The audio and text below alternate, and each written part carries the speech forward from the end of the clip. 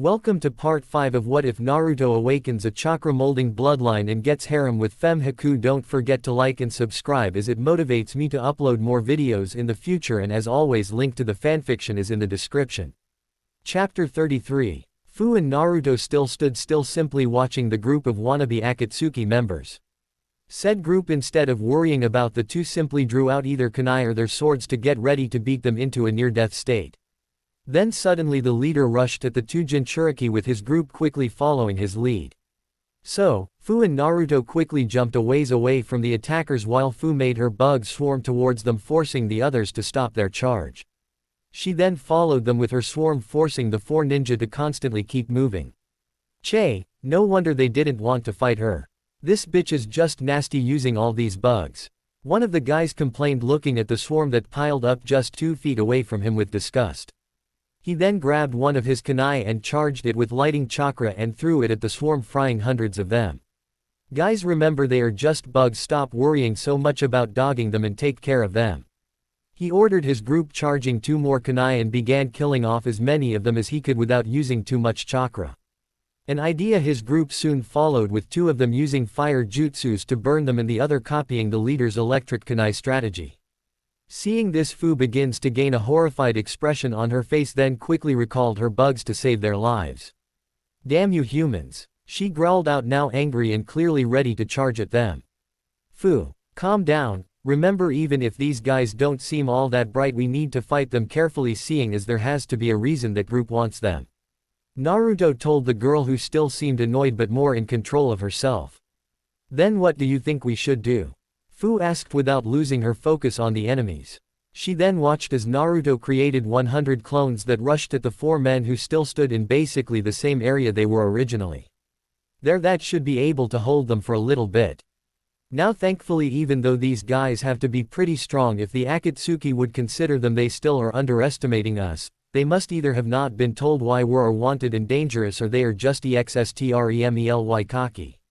Either way, we need to take advantage of this while we can. Naruto thought with a small smile before using his distraction to whisper his plan to Fu, who gained a smirk as well. Naruto then nodded his head at her before turning back to the now annoyed ninja and began rushing at them while Fu didn't move an inch. Naruto quickly reached one of the group who still was focused on killing the 4 clones that were trying to cut at him with kunai. He then grabbed out a kunai and slashed at the man as well to blend in with his clones. He kept doing this for about a minute until he finally was certain that the man would have no idea which one of the clones was him, before raising his empty hand to quickly form a blade made from chakra on his hand, which resembled a chakra scalpel, and quickly tried to stab the older ninja with it. An attack that caught the man completely off guard, seeing as Naruto purposely pierced through his own clone's back to prevent the man from seeing it. Though sadly, due to the man being an A-rank ninja, he was able to prevent his attack from killing him completely by attempting to jump back fast enough that the attack cut deep into his side. Still, the wound was bad enough that he clipped on of the man's lungs, causing the man to be at a major disadvantage. Sadly, said man quickly began to seemingly heal some of the damage as the hand that he held there glowed green. Course, before he could finish off the guy, one of the guy's teammates covered for him. Naruto then spent the next several minutes trying to fight all 4 of the men by himself while making a new set of clones every now and then to keep them from overpowering him. Damn it, boy, just give up already. We both know that you stand no chance against us and you are not our target, so tell you what, if you leave now and let us get the girl, we will pretend you never bothered us. I mean, look at her, she isn't even willing to protect herself and instead just letting you die for her. The leader explained. Oi, Datomi, we aren't letting this bastard go. I am going to kill him for what he did to me. One of the others growled out, making the leader glare at the man. Though before he could respond to the guy, Naruto talked. Yay, that is a good question. Why am I fighting you while she isn't? It is so strange, I mean, she is the one that wanted revenge for harming her colony. Naruto questioned while looked to be lost in thought. He even was rubbing his chin as if he had a beard to run his hands through, like he saw Sarutobi do countless times. The ground them rumbled around all of them, causing all of the Akatsuki hopefuls to get concerned while Naruto just kept his pose. Moments later, a massive swarm of bugs came from underground which quickly swarmed around all 4 of them. Oh yeah, that's why, I almost forgot, she wanted to let her friends get their revenge. Naruto told the men who were now screaming and trying to kill off the bugs around them. Course this time there was so many of them, no matter what they did the swarm completely covered them. The screams continued for a few moments before Naruto heard 3 distinct thuds and something that sounded like static. So, Naruto quickly brought his focus completely back to the fight instead of teasing them, and saw the bugs disperse from 3 corpses that now looked to have had all their fluids drained from them. Though the thing that concerned him was the fact that one of the swarms that quickly was fading away had blue lights going through it, showing that lighting was being created. Lightning that killed off most of the bugs around the man, who was now panting due to the exertion of transforming enough chakra to create lighting to coat his body. Thus showing that the leader of the now dead group was still very much alive. "Damn kids. I will kill you." Datomi growled out in between pants before throwing down a smoke bomb and using some of the little chakra he had to quickly disappear from the area. "Well, we didn't get them all, but we still won," Naruto told Fu happily. "Yay, my hive's deaths have been mostly revenged, though now I have to say you seem a lot more trustworthy," Fu told him with a small smile, now considering the blonde as one of her most trustworthy friends. After all, if he wasn't a good friend, he would have just left her to fend for herself instead of creating a plan where he was the one in danger. "Good job, kid," Jiraiya told them, scaring both of the Jinchuriki. "Ero Sennin, when did you get here?" Naruto asked his teacher, shocked. "I got here just in time to see you guys in action," Jiraiya told them with a smile. "You were watching that whole time, weren't you?" Naruto asked with a neutral expression, only to notice Jiraiya saying nothing. "Damn you, Ero Sennin, you could have helped us," Naruto told him, glaring at the man. "But you guys had it covered," Jiraiya told them happily, refusing to explain to them the real reason he didn't help them. Though he at least was proud to see that his student learned quite a bit from him already. Even if for some reason he waited for Fu to kill them instead of ending it without wasting so much time and energy. "Anyways, how about you two go do something and I will take care of this mess," Jiraiya told them, planning on seeing if he can get any Akatsuki secrets from them. Sadly, as soon as he said this, seals began to glow on the cloaks that the men were wearing that made blue fire appear that quickly burned the bodies into ash that was blown away into the forest. Something that mildly surprised all of them. "Well then, I guess let me just give you guys a free meal as a celebration instead," Jiraiya told them happily, forcing them both to follow him. But most of the humans in the village don't want anything to do with me," Fu told Jiraiya, who only waved it off, saying he would deal with it. "Damn, I hate having to be so secretive and deceitful around my own student, but I can't let him know that I was going to let his friend die due to me fighting here could start another war. Plus, he is nowhere near ready to fight any of the real Akatsuki who have to be somewhere close by to be able to activate those seals at such a perfect time. Sometimes it sucks to be an extremely well-known S-class ninja," Jiraiya thought sadly, but still tried to enjoy the reward he was about to give the kids, seeing as he truly was proud to see how Naruto handled himself in the fight. _Datomi_. "Damn kids. How the hell did they manage to push me this far?" Datomi growled out from his spot in a tree on the other side of the village. He was at the moment simply using the minor amount of medical skills he had to fix the damage he received from his fight with the Naruto clones. Sadly, the effects of Fu's attack was much harder to heal, seeing as he not only had a lot of small dots from where the bugs bit him but also lost a lot of both his bodily fluids. These things he couldn't just fix with medicine but had to wait a while before he could recover from his near-death experience, especially now that his chakra was extremely low. After finishing with his healing, he went into the village to get some food and a hotel room so that he could rest and recover while he stewed in his anger of losing. But what if that demon tried something with the hero water? Datomi overheard from a table next to him in the bar. Hero water, he thought, now curious, so he walked over to their table with a beer in his hand. Now what would be so bad about a demon getting some water? He asked the civilians. "Huh, how do you not know about the hero water?" one of them asked, making him glare at the guy. "Well, as you can see from the headband, I kind of am not around here," Datomi told the man with a glare. "Calm down, man, Haiti is just a bit too buzzed to think straight right now," the other man told him, and they both then watched the man that was mentioned near fall from his seat. "Anyways, what is the hero water?" Datomi asked, deciding to pretend that the other man never spoke. "The hero water is something that gives a massive boost to anyone who drinks it. Supposedly if even a civilian drank a whole cup of it, they would be able to fight on par with a jonin. though after a while the person who drank it would be killed by the water itself, thus making it a final stand thing. So, if the demon got it, she would probably try to kill us all. The other man explained. Huh, and how would someone be able to get this water? Datomi asked, now curious, seeing as he figured it would be the perfect thing to let him get his revenge on Fu and Naruto easily, and that he probably could survive it if he didn't drink too much. Well, it is locked away somewhere in the village, seeing as it is a vital weapon for us. The civilian told him with a shrug, figuring finding no harm in telling him about one of his own village's defenses. Ah, gotta love civilians. They never can be trusted with any even semi-important information, seeing as they always don't know how to keep their lips sealed. Datomi thought, laughing on the inside while he gave the man a small smile. Thanks for the information. Here, the next round is on me. He happily told the man, giving the guy some cash before leaving to go plan his revenge. Plus next day plus. Datomi now had his plan and was ready to set it into action. So, he quickly grabbed several explosive seals and spent the morning placing them around the village to cause some havoc around the village. Something that he was able to do thanks to most of the village's ninjas seem pretty relaxed. He then calmly walked towards the biggest building he saw, assuming it was where he would find the leader. Something that was easily found, making him smile darkly. Time for the fun to begin. He mumbled to himself quietly before setting off all of the seals he placed, causing chaos in the village for both those that were waking up and those that were guarding the village. Due to this, he was able to quickly slip into the building and enter the main office, where he quickly began his search. Too bad for him, Shibuki happened to walk in with his guards while he was still searching for anything that would lead him to the hero's water. Have half of our people protecting and helping the civilians while the rest of us look for. Shibuki began ordering one of the two people beside him before noticing that they weren't the only people in the room, the one responsible. He finished, clearly surprised to see Datomi there. An advantage he used to quickly get the drop on the two low-level Jonin and low to mid-level Chunin leader.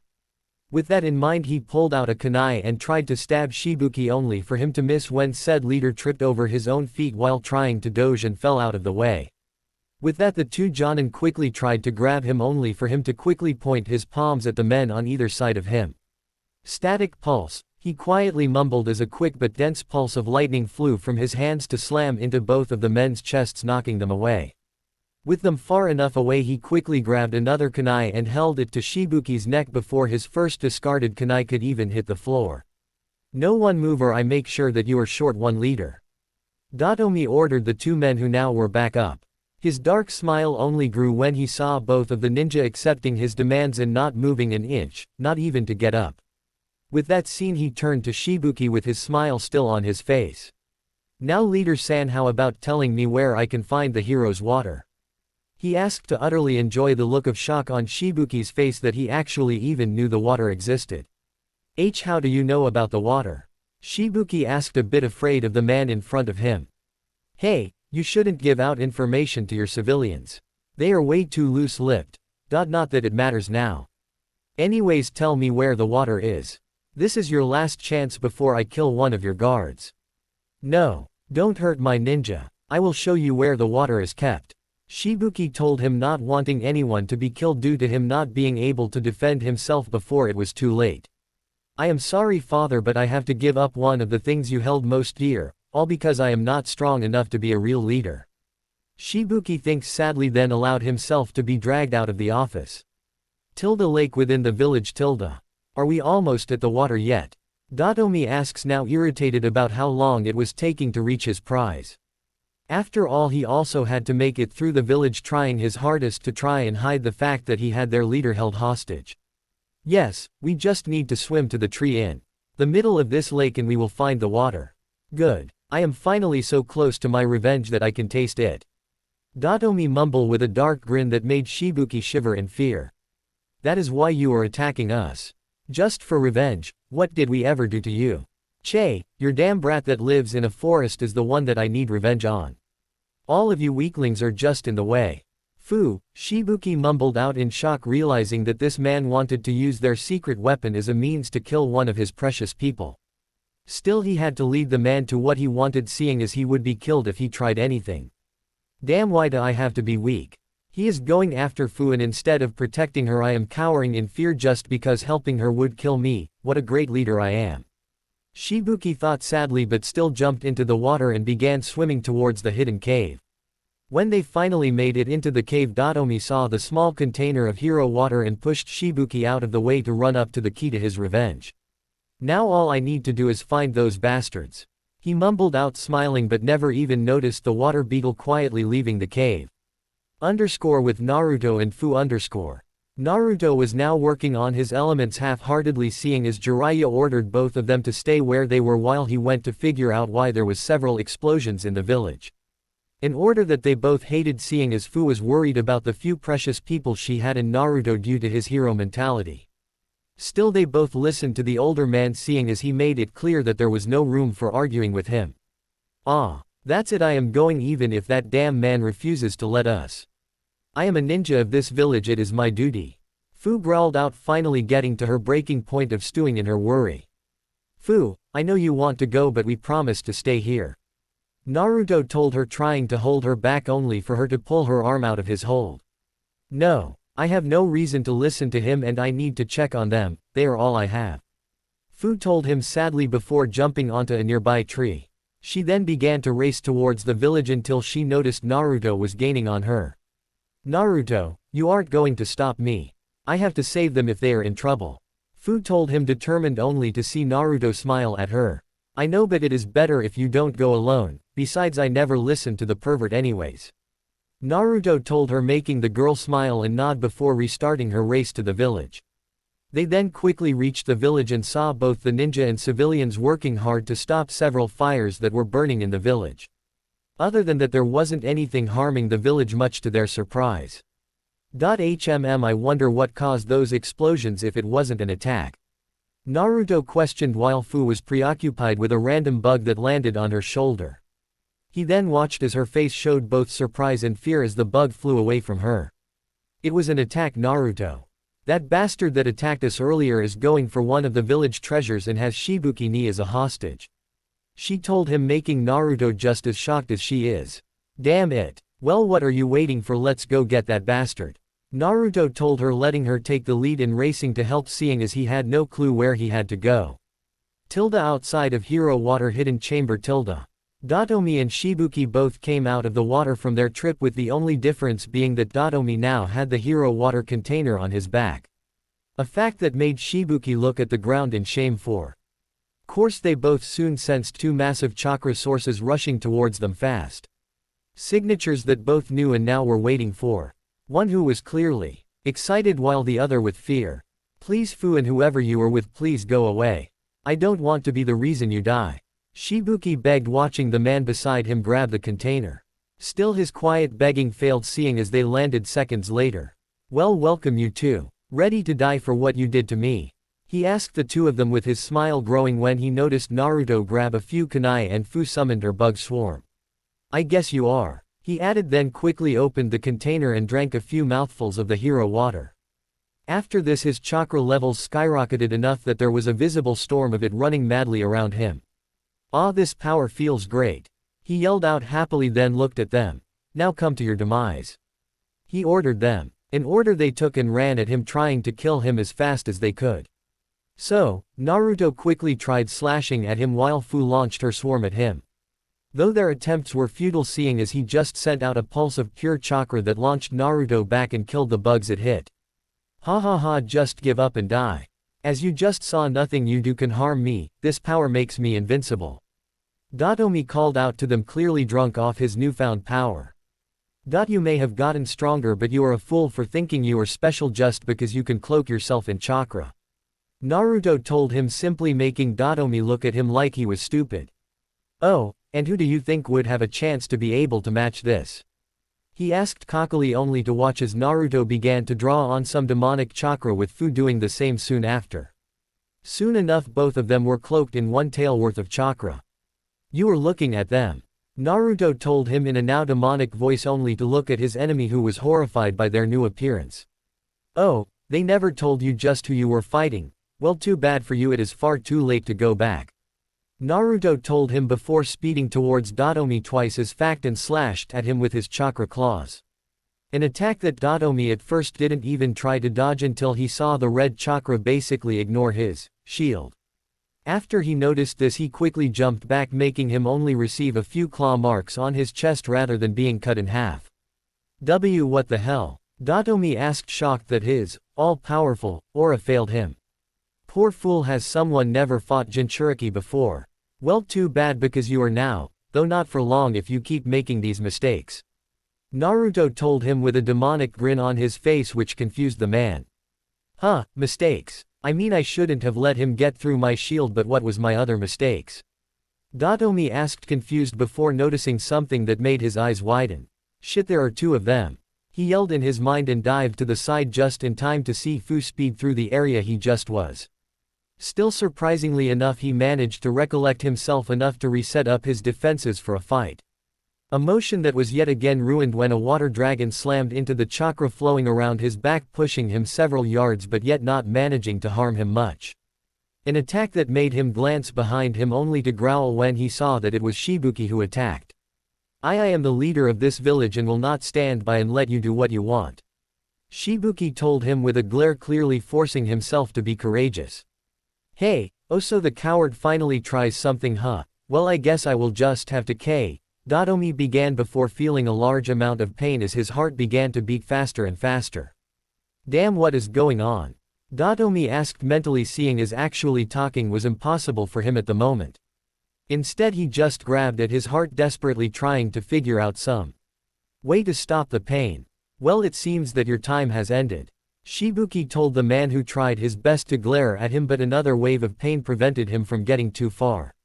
No. I am too street strong to die from water, Datomi managed to mumble out until a wave of pain even worse than any of the others shoot through his system.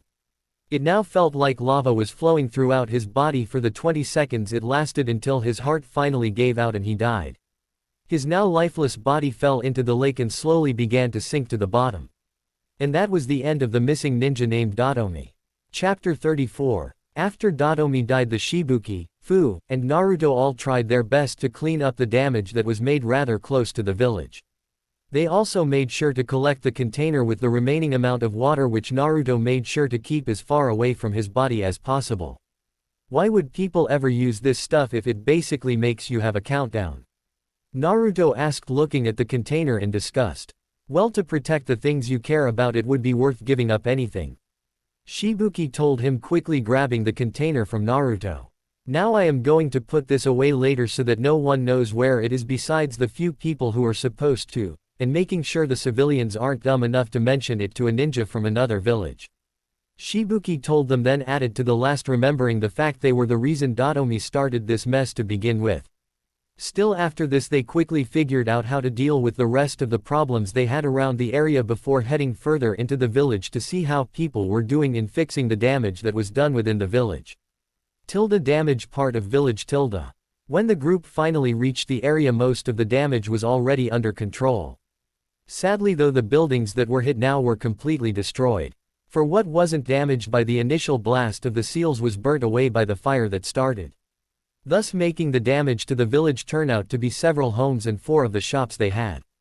Though the explosions also killed most of the people that lived in the building, who were all civilians, which is what led to the devastated feeling the village had. Why would someone feel the need to attack us? We never harmed anyone and aren't even ninja. One random civilian asked, seemingly the sky. Course, at this point Shibuki built up his courage and began to do what he knew was needed. So he quickly jumped onto top of a nearby village and got the attention of all citizens around him with a flare he had in his weapon pouch. My people, what we have experienced today can be called nothing but a disaster. The man that caused this has already been figured out and punished properly. Now we cannot wallow in depression for those that we have lost. Instead, we need to keep moving ahead and make sure events like this can never happen again. Now rest assured that those that we have lost today will not be forgotten, but instead we will make sure they have a proper burial so both they and their families may be brought to peace. Now all civilians, please help try to go back to your normal days, but please be respectful of the people and areas affected.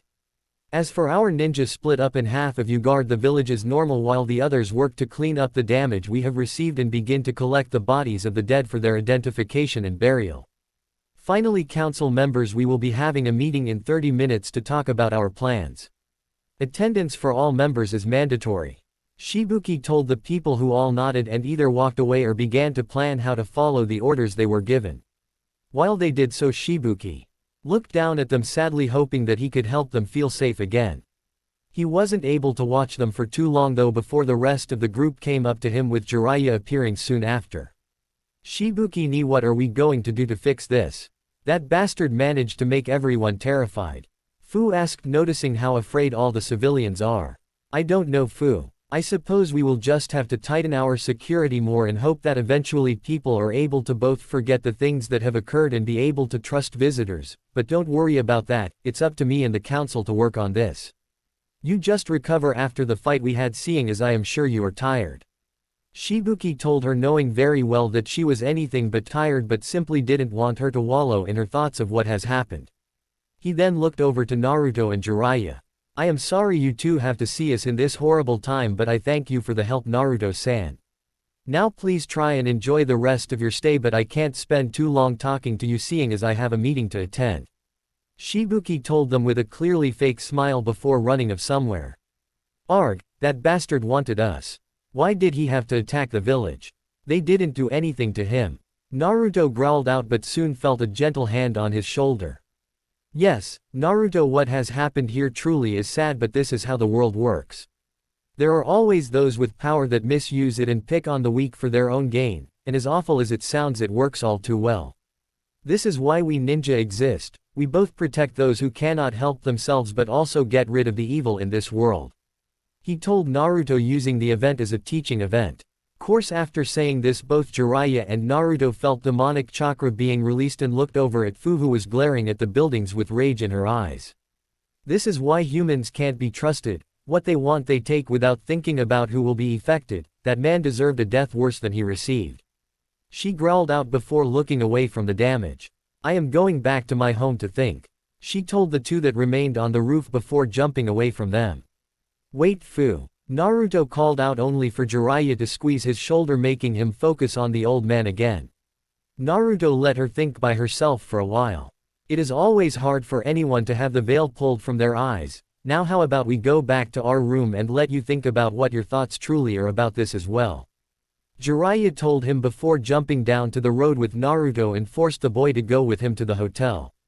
Meanwhile, he ignored all the untrusting stares that they received along the way and only let Naruto go when he was able to drop him onto one of the beds in the room. Stay there and think for a while, Naruto, it is the only way you will be able to clear your head. Jiraiya ordered and slightly smiled at the fact that instead of arguing, Naruto simply accepted the order and began to meditate on his bed. Not the way I wanted to open his eyes to the reason I hunt for peace, but I suppose it is better that he gets his own opinion of this world now rather than having him freeze up in a fight later. Jiraiya thought neutrally before laying down on his own bed and began to write in one of his small notebooks. Meeting room. The meeting room that the council was meeting in was simply a large room with an equally large table. Now it wasn't anything too special, seeing as they didn't use it enough to worry about putting money into it. Currently in said room, the air was tense due to everyone being completely serious about what was going to be spoken. In the room currently was 11 people, including Shibuki. 5 people for the ninja and 5 for the civilians. Welcome, council, now let this meeting begin. Shibuki told the group. Now, as you know, this meeting is entirely for the recent attack on the village. Now this attack was by a single missing ninja named Datomi, who was after the hero water for some reason. He explained, excluding the fact that he was also going after Fu. So you are telling me that one single man caused all of this just for the hero water? What kind of monster is he? One of the civilians asked. Really, the important question is what happened to our attacker? One of the ninja asked. Datomi is dead due to drinking some of the hero's water to fight a visiting ninja named Naruto, Fu, and me. Shibuki explained. Che, should have known that this would be that demon's fault. One of the civilians growled out. What do you mean? She helped get rid of the threat to the village. Shibuki told the man. Yes, but I am sure that that monster has to have had some part in the reason the man attacked us in the first place. One of the ninja added in. Do you have any proof of that accusation, Hatake? Shibuki asked, glaring at the man. Your stutter tells us that it is true, Shibuki, you never could lie. An elderly woman told him. Now thankfully the man that caused this is dead, so we do not need to worry about another attack anytime soon. Though we need to punish the person who is to blame for the man attacking us in the first place. Still, due to the demon, help fight off the man. I say instead of executing the risk factor we should instead banish it. She added as a suggestion, and much to Shibuki's shock a lot of the people agreed with her. She was one of the key reasons for our village to become safe. Shibuki told them, but just by going off their faces he knew it didn't help her case. Anyways, let us put it to a vote. All raise their hands who vote for the demon named Fu to be banished from the village. A civilian told the council. After this all of the council besides Shibuki and another ninja raised their hands. And it has been decided. She will be banished. No. While we have a council, I am still the leader here. And just like any other ninja village, this is a dictatorship, meaning I have the last say. And I say we are not banishing Fu. Shibuki ordered the group, trying to look as intimidating as possible. Shibuki, it is fine if you want to try and stop this from happening, but you do know most of the civilians are on our side for this. So, do you really think you would be able to subdue a civil war of this size? The elderly women asked Shibuki, who stood there thinking about just how bad his chances would be. Fu, I am sorry, but there is nothing I can do. Shibuki thought sadly before giving up, so that his village would be destroyed even more through a civil war, especially seeing as I only would have a few people with me anyways. Plus next day plus. Naruto quietly woke up soon after the sun rose and stretched the sleep from his muscles. Hey, good to see you are up so soon, Naruto. Jiraiya told him with a smile. Now I know this may seem like a bad time to you, but we need to leave this village now. Seeing as they were hit by an enemy, they won't trust us outsiders around here until they get back on their feet. So, in order for us to be able to easily train, we will go to the next destination I have planned. Jiraiya told him, but was honestly surprised that instead of arguing, Naruto just accepted this and began packing. A task that he quietly did for 15 minutes while Jiraiya happily wrote in his notebook until they both heard a knock at the door, which made both of the Konoha ninja pause and look at the door. Naruto then glanced over to Jiraiya and simply shrugged his shoulders before opening the door to find out that Shibuki was the one who knocked. Hey Shibuki, why are you here so early? Naruto asked, mildly surprised to see the man. Can I come in? I need to ask for a big favor from you too. Shibuki told them, looking clearly worried. Sure, come on in. Naruto told the man, who quickly did just that while shutting the door behind him. Okay, so we just finished our meeting and those bastards used it to suit their own needs. He growled out, remembering the smirks they had when they got their way. Despite my best efforts, they were able to banish Fu from this village. Shibuki told them, making Jiraiya narrow his eyes a bit, and Naruto became clearly furious. How dare those bastards do that to Fu? Naruto growled out, with a bit of demonic chakra accidentally leaking out from him. Well, it is a shame that people truly treat Jinchuriki horribly everywhere, except maybe in Kumo. Still banishing their Jinchuriki when they aren't even a world power, so to speak, is very stupid of them. I mean, as much as I hate to admit it, they really are weapons that help prevent people from attacking your village, seeing as they are so hard to fight and kill. Jiraiya thought as he made sure Naruto didn't let too much of the Kyuubi's power out while he thought this. Naruto, calm down, it won't do us any good for you to go berserk on us. Jiraiya ordered. Naruto would quickly tried to breathe in and out until he was able to lock away the demonic chakra that leaked into his system. Now why are you telling us this? Jiraiya asked Shibuki now that he didn't have to worry about Naruto. Well, I was kind of hoping that, seeing as Naruto became her friend, and she doesn't have anyone else. Just spit it out already. Jiraiya ordered the younger man. Right, I was hoping that you would be able to take Fu with you, so I at least know she is with someone that makes her happy and can keep her safe.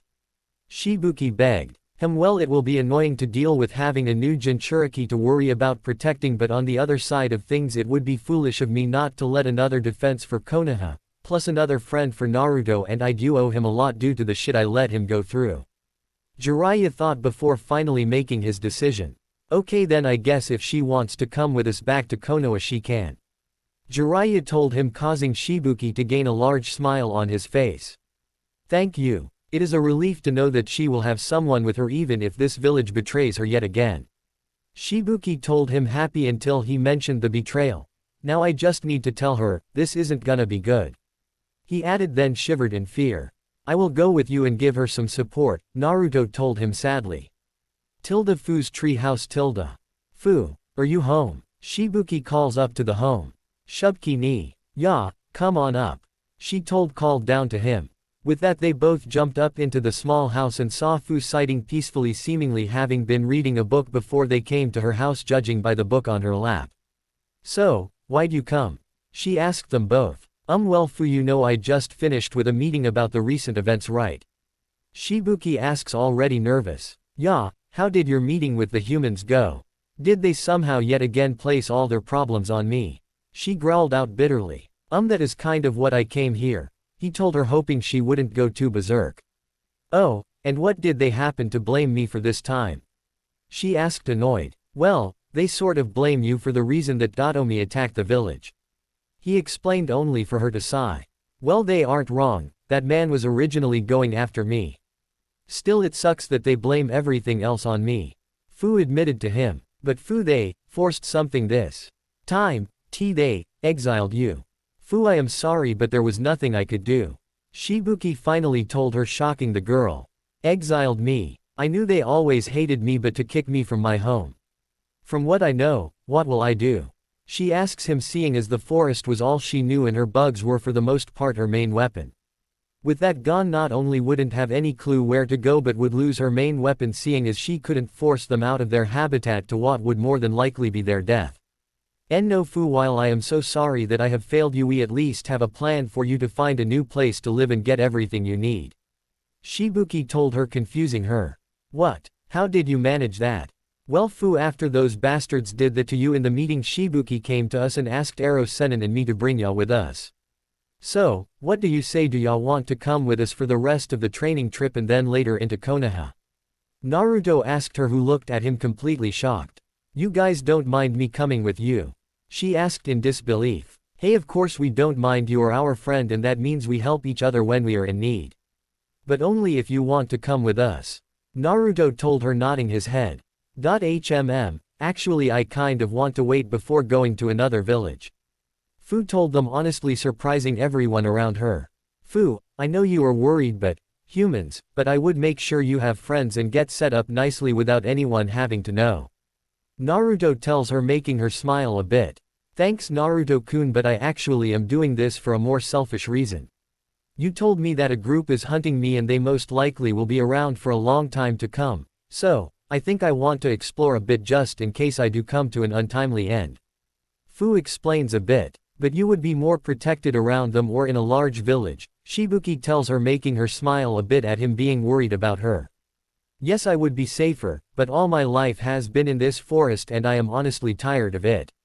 I know there is a whole world out there that I haven't seen, so I might as well see and experience as much as I can. This is honestly something that I have been thinking about for a while, the only reason I ever stayed with partially due to making a promise and mostly because you are the leader. But with the village getting worse and worse, I was thinking about leaving soon enough even without them exiling me, so don't feel bad, I will enjoy my life, and we will always be family. She explained to him with a warm smile. Okay then Fu, but please promise me one thing. If you ever, and I mean ever, get to a point where stuff is getting too dangerous, then please go to safety. I mean every big village would happily let you in if they find out you are a Jinchuriki, I think. So even if you don't want to go to Konoha, there has to be options for you to go where there will be loads of people to help keep you safer. Shibuki tells her, wanting her to be as safe as possible. Hey, that's just like Shibuki need to be so worried about safety. I promise I will try to be as safe as I can be. But in return you have to make sure that those assholes don't take over everything on you. I won't be around to kick their asses if they do now. Fu tells him while pointing at him.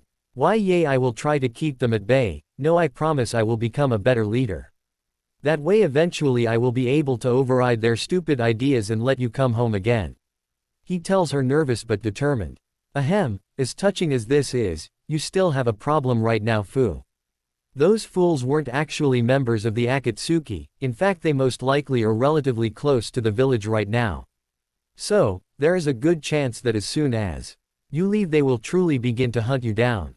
Jiraiya explained, scaring everyone. Why you mean I am going to have to fight them already? Naruto asked, a bit scared. After all, he knew for a fact that he was nowhere near a S-rank threat. Thankfully this shouldn't be an issue with a Jinchuriki that will most likely use all of the demon's power and my abilities. They most likely won't be as tempted to pick a fight right now. For one of the few good things about the Akatsuki is that they have only a handful of members.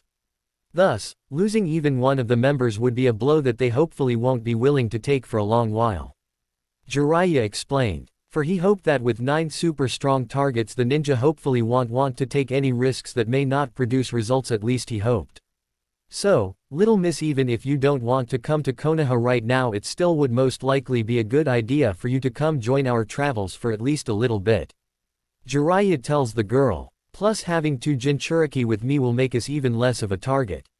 He added mentally. For while he was happy to help, he still wasn't nice enough to place someone else over his own goals. And his main goal right now was to make Naruto as strong as possible. Okay, I'll go with you. She tells him happily, then adds. So when do we leave? Oh, yeah, we want to leave pretty soon, so in about an hour we would like to go. But we will wait until you are sure that you have everything you need. Basically take as much time as you need to be completely ready to go, and I will stall Eros-sen until then. Naruto told her with a smile and saw her not understanding him, then quickly began to get to packing her stuff like they weren't even there. I guess that is about as good of a goodbye as we are going to get. Naruto told Shibuki, lightly chuckling before jumping down from the treehouse, with Shibuki following a few moments after. So, that didn't go nearly as bad as it could have been. Naruto told him calmly. Yay, thank Kami it did. I didn't want her mad at me for the rest of her life. Shibuki responded, clearly relieved as well. But your council and a good portion of the civilians are still assholes for this. Naruto added, not getting a response from the man beside him, seeing as a leader couldn't complain about his own people. Hotel room. What, you told her to take her time? Why? I told you I wanted to go this morning so that we don't have to deal with the village not trusting us and so we can keep training. Jiraiya asks while glaring at the blonde. Well, she won't be able to see this place again, so it is best if she gets everything done now. Besides, I am surprised you aren't holding us up as well. I mean, isn't it women's only day at the hot springs? Naruto asked the man, whose eyes widened a bit before he quickly ran out of the room as fast as he could. Dumb pervert. I don't even know if the hot spring is open right now. Naruto thought with a chuckle before sitting down on the bed and unsealed a book to wait for both of his traveling companions to come back. After a while Jiraiya came rushing back and furious. Oi, it wasn't girls' day, brat. In fact, the only people that were there were guys. Jiraiya complained. Oh, really? Must have heard wrong. Naruto told him with a shrug, clearly not caring. Damn it, boy, do you know how important my research is? Millions of people are desperate for my stories, and the only way I can give it to them is my studies. Jiraiya told Naruto, who laughed a bit. The only reason you do your research is because you are a pervert. In fact, I am sure that anyone with a half-decent story will be able to do better than you, who just relies on perverts who are like you. Naruto told him. Prove it. Jiraiya told him simply. I dare you to make a story and see if you can manage to beat my book sales. If you do, then I will admit that then I will stop my research for a month. But if you lose, then you have to admit that my books are masterpieces and buy a set of my books. Jiraiya told him. You know what, sure, I will take the bet. Naruto told him, confident that he could win. Good luck, brat, you're gonna need it. Jiraiya told him cockily. Soon after they shook on this bet, they heard a knock at the door and saw that Fu finally arrived with a large backpack on her back. Hello, Fu. You ready to go? Naruto asked her, getting a nod from the girl, who seemed depressed at the moment. What's wrong? He added, worried, only for her to walk away with both of them following, seeing as they were both completely ready to go. When they made it outside the building, they finally understood why she was so upset. For the entire village apparently heard the news of her being banished and were celebrating. These bastards. Naruto finally muttered out, shocked that these people would be so horrible. Now you understand why I hate humans.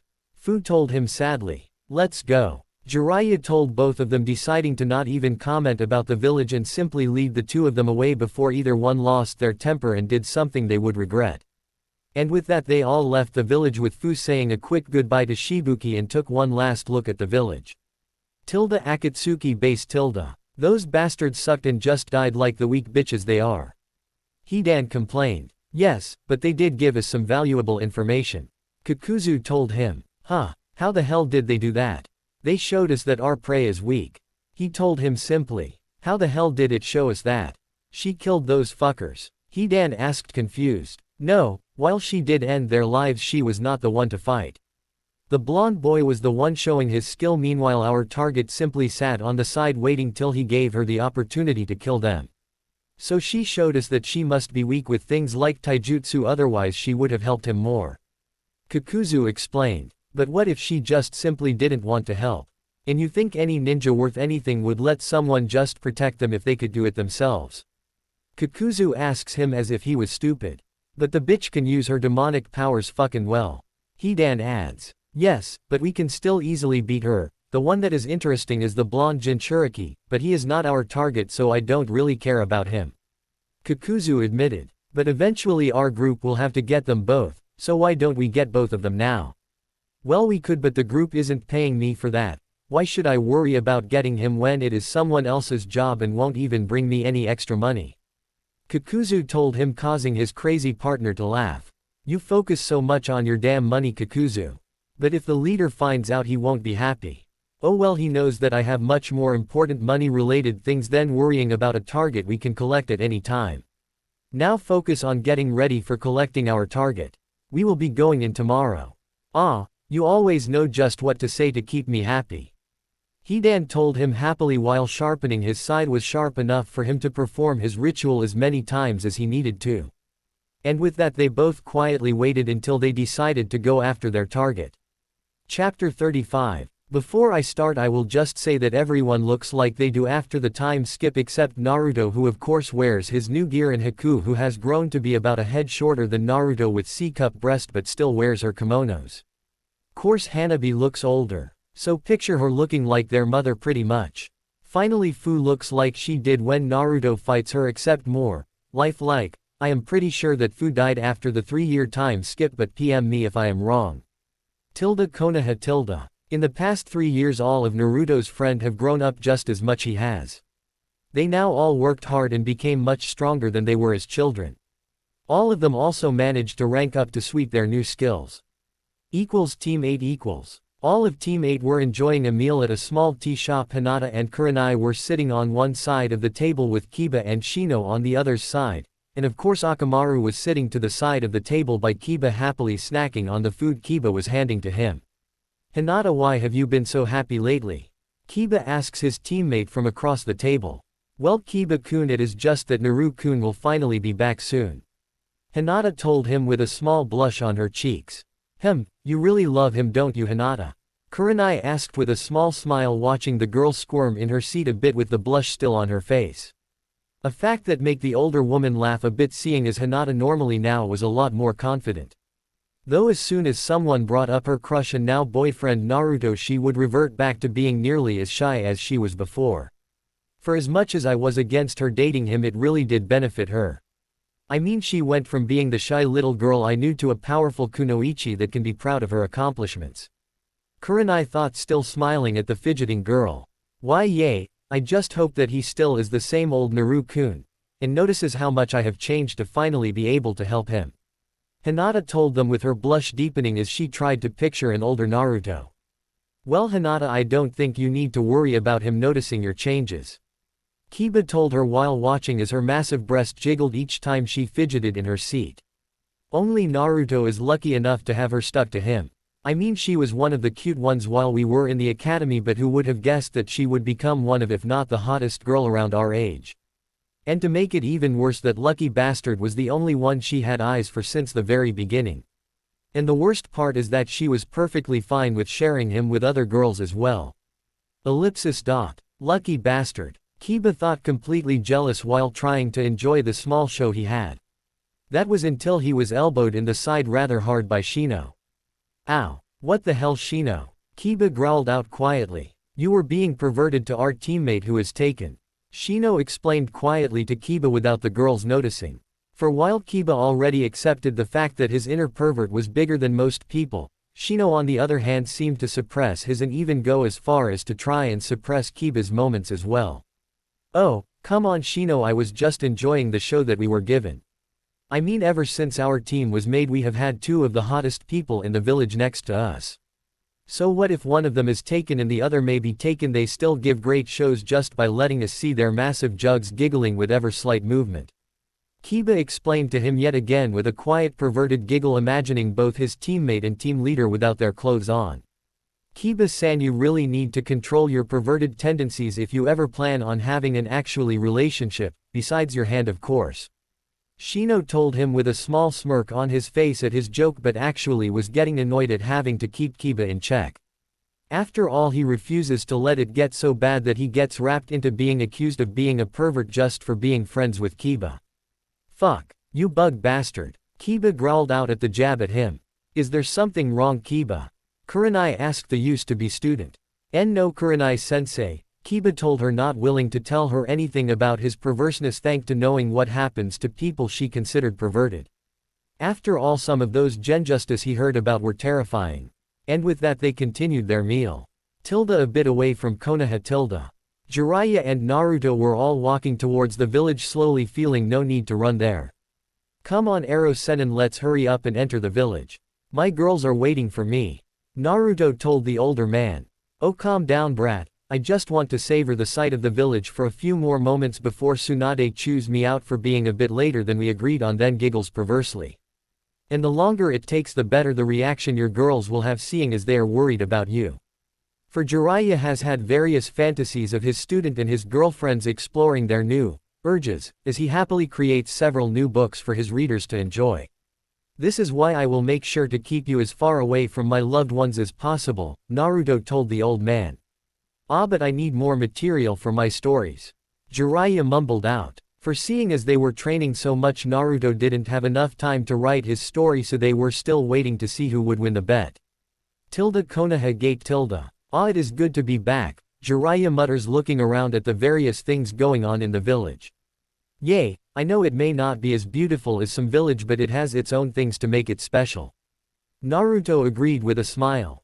They were then quickly allowed into the village, where Jiraiya left to meet with Tsunade while Naruto ran to a tall point of the village to take in sight of his home after being away for so long. Ah, it is good to be back home. I can't wait to see how everyone is, especially my Heims. Naruto thought with a smile as he felt the warm breeze through his hair. He then sensed around him and found the closest group of his friends and quickly ran to them, knowing that if Jiraiya needed him he could find him easily. At restaurant, having time line up for Naruto to meet Team 8 towards end of meal.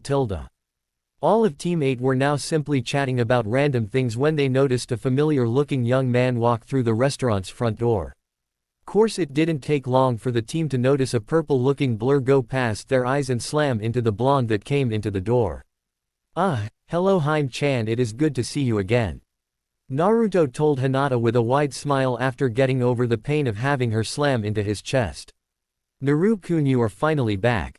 She told him happily, giving him a tight hug, and much to Naruto's surprise didn't seem to be anywhere close to fainting even while showing affection in such a public place. Still, he ignored that for now and gently put a hand on her cheek and brought her head up to look directly at him and gave her a quick kiss on the lips. Yes, my Haim, I am finally home to spend time with my precious ones. Naruto told her with the smile still on his face, happily, with warm feelings of love and care flowing off of him. She eventually walked back over to her actual group and forced him to sit down before sitting in his lap, much to his surprise. Well, she has gotten a lot less shy. Naruto couldn't help but think and decided to keep her happy and stay there for a while instead of saying hi to everyone right away. Course, he didn't notice the look of complete surprise and jealousy on Kiba's face when he saw Hinata do this. Damn his luck. She willingly sat on his lap. I really need to find a beauty for myself that does at least some of what the Dobi gets. Kiba thinks, now determined to get into a relationship. Meanwhile, Hinata leaned back onto Naruto's chest, trying to get as comfortable as possible in her new seat when a waiter came up to them. Sir, can I get you anything? The waiter asked, clearly feeling a bit awkward. Just some green tea, Naruto told her simply and watched as the girl quickly walked away from them. So how have you guys been doing? Naruto asked the group happily while trying his hardest not to react to Hinata being on top of him. Everything has been going as good as we could hope, Naruto-san. Shino told him, causing Naruto to stare at him for a minute. Oh, wow Shino, you sure have changed since I last saw you. Naruto told the mostly covered boy, who quickly got depressed by the fact that it took Naruto a few moments to remember him. Could you really not recognize me? He asked, with a storm cloud seeming to appear above his head, causing everyone to sweat drop at the fact that he expected people to notice who he was after a few years when you now literally could only see 10% of him. Naruto couldn't help but let out an awkward laugh at Shino's strange ways before looking over at Kiba and Akamaru. Wow, you all seem to have gotten a lot stronger. Especially you Hinata, it felt like you almost broke a few of my ribs with that tackle. Naruto told her jokingly, causing the girl to blush out of embarrassment. Sorry Naru-kun, I was just happy that you finally came home. She told him, causing him to hug her from behind. Hey, don't worry about it Hinata-chan, I was just teasing you. Though it is nice to see that while you clearly have changed quite a bit, you are still my Haim-chan. Naruto told her, causing the girl to gain a smile on her face that wouldn't go away anytime soon. So, how was your training trip with Lord Jiraiya? Kurenai asks the blonde. It went great. I mean, I had to deal with his annoying perverseness, but other than that I was able to get strong enough that I feel confident I can kick some serious ass. Naruto told her happily. Che, I bet I can still kick your ass any day of the week Dobi. Kiba told him with a smile, showing that they still had their friendly rivalry. Bring it on Mutt. Naruto told him while laughing a bit. Oh, and wow Akamaru, you really have gotten big, haven't you? Naruto asked the dog, who barked loudly and began to wag its tail. They all then returned to chatting about random things, seeing as Naruto didn't have to meet up with Jiraiya at the tower until he was actually called for. So Naruto, is Jiraiya anywhere close to finishing a new book? Kiba asked Naruto, trying to be sneaky about it to not let Kurenai hear him, but didn't even attempt to hide his question from the girl that is sitting on the boy's lap calmly drinking her tea. No, like I said, I had to work hard to get him away from his research, so I could train. So, sadly for all perverts like you, will have to wait a bit longer for the book. Though come to think of it, I need to make sure that he stays far away from my girls so that they don't ever become material for his research. Naruto told him relatively quietly, just so that his friend wouldn't have to suffer this time. Course after he said this, Hinata spilt some of her tea out of surprise for the last part. Ah, so we won't be able to read a new masterpiece from Lord Jiraiya anytime soon. Hinata thought while Naruto and Kiba were talking until she overheard the last part. The thought of having someone watch me and Naru be intimate is revolting to me, but to be anything close to Jiraiya's books we would have to do a lot of interesting things. Hinata thought, originally surprised by how disgusting the thought of an old man watching her was. But soon her thoughts changed to be more perverse with her. And Naruto doing various scenes she read about in Ichiya, making her soon feel more hot and bothered than disgusted. Hey Hinata, are you okay? That tea was really warm, I can feel the heat of it as well. He told her, figuring that she spilt some of the tea on him as well. Though what he didn't see was that her face was completely red when he said that. Why yay, I am okay, I just need some time to let it cool off. She told him, with her blush staying on her face as she thanked the fact that Naruto was still at least a bit oblivious. Before I continue, let me remind you that just to make it slightly more funny, I am making the Hyuga be Ichiya loving perverts, just because it makes for funny scenes every now and then if I don't abuse it too much. After a few more minutes of talking, Hinata was able to cool herself off enough to now to only have a slight red tint on her cheeks. This was also the time where Naruto was called in to go talk to Tsunade by an Anbu.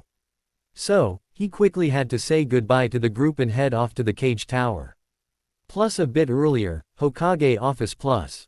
Jiraiya and Fu quickly made it to the office and happily walked right in without knocking. Jiraiya, it is good to see that you have finally returned, though it would be nice if you were a little bit more respective of my title. Tsunade told him. Yay, it is good to be back, and I know the brat missed the place as well. Jiraiya told her. But Naruto did invite a girl named Fu to join the village. Now the decision is truly up to you, but I strongly suggest letting it happen. Oh, and why would I do that? Well, the girl is a Jinchuriki, and while she has her quirks, she will be a very valuable asset to the village, not to mention that she would be a perfect team member for a group that befriends her.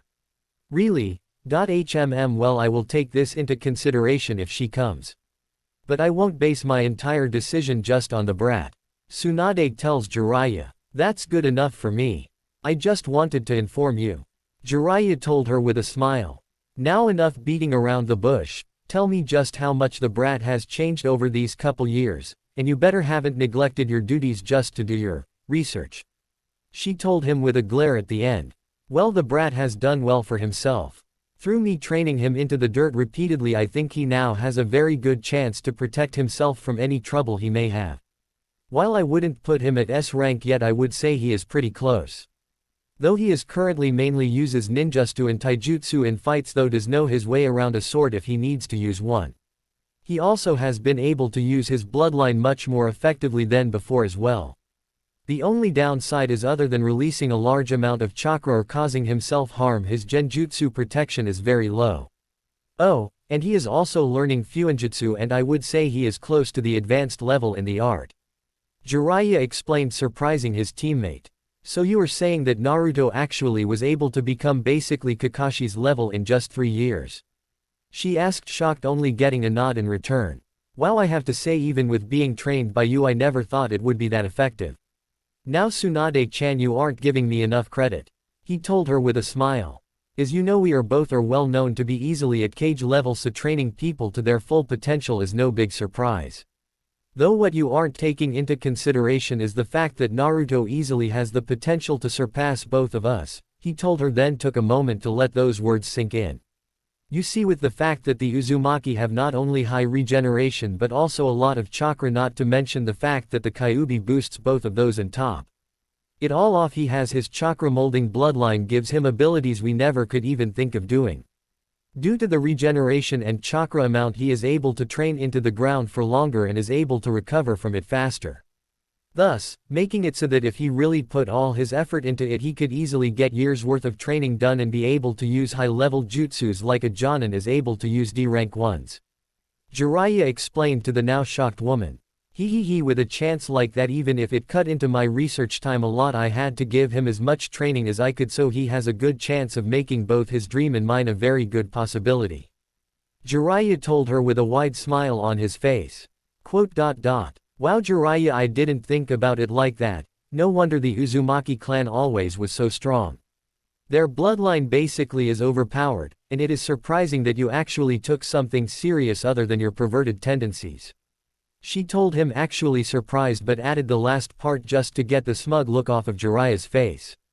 And much to her enjoyment, his happy smile stopped instantly and he started to kneel in a corner with a dark cloud over his head. While I love the guy like a brother, it is always amusing to see his overreaction to things, and what girl can help being able to get at least a bit of revenge against a pervert? She thought happily, then looked over to a corner beside of her desk.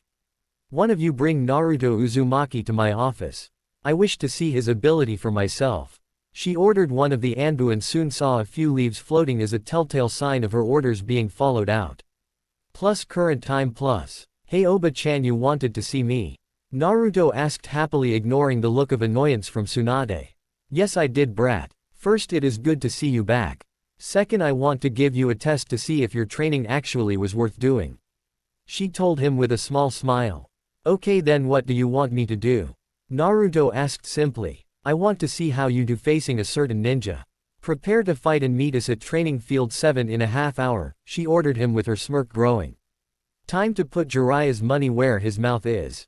She thought happily at the fact that she not only got to see how strong Naruto got over 3 years but also got off of doing paperwork for a little while. Training field 7, 30 minutes later.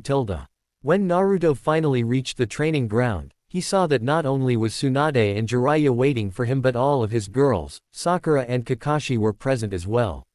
While I was not expecting so many people to be here to watch me fight, Naruto told them after running over to them while waving to say hello.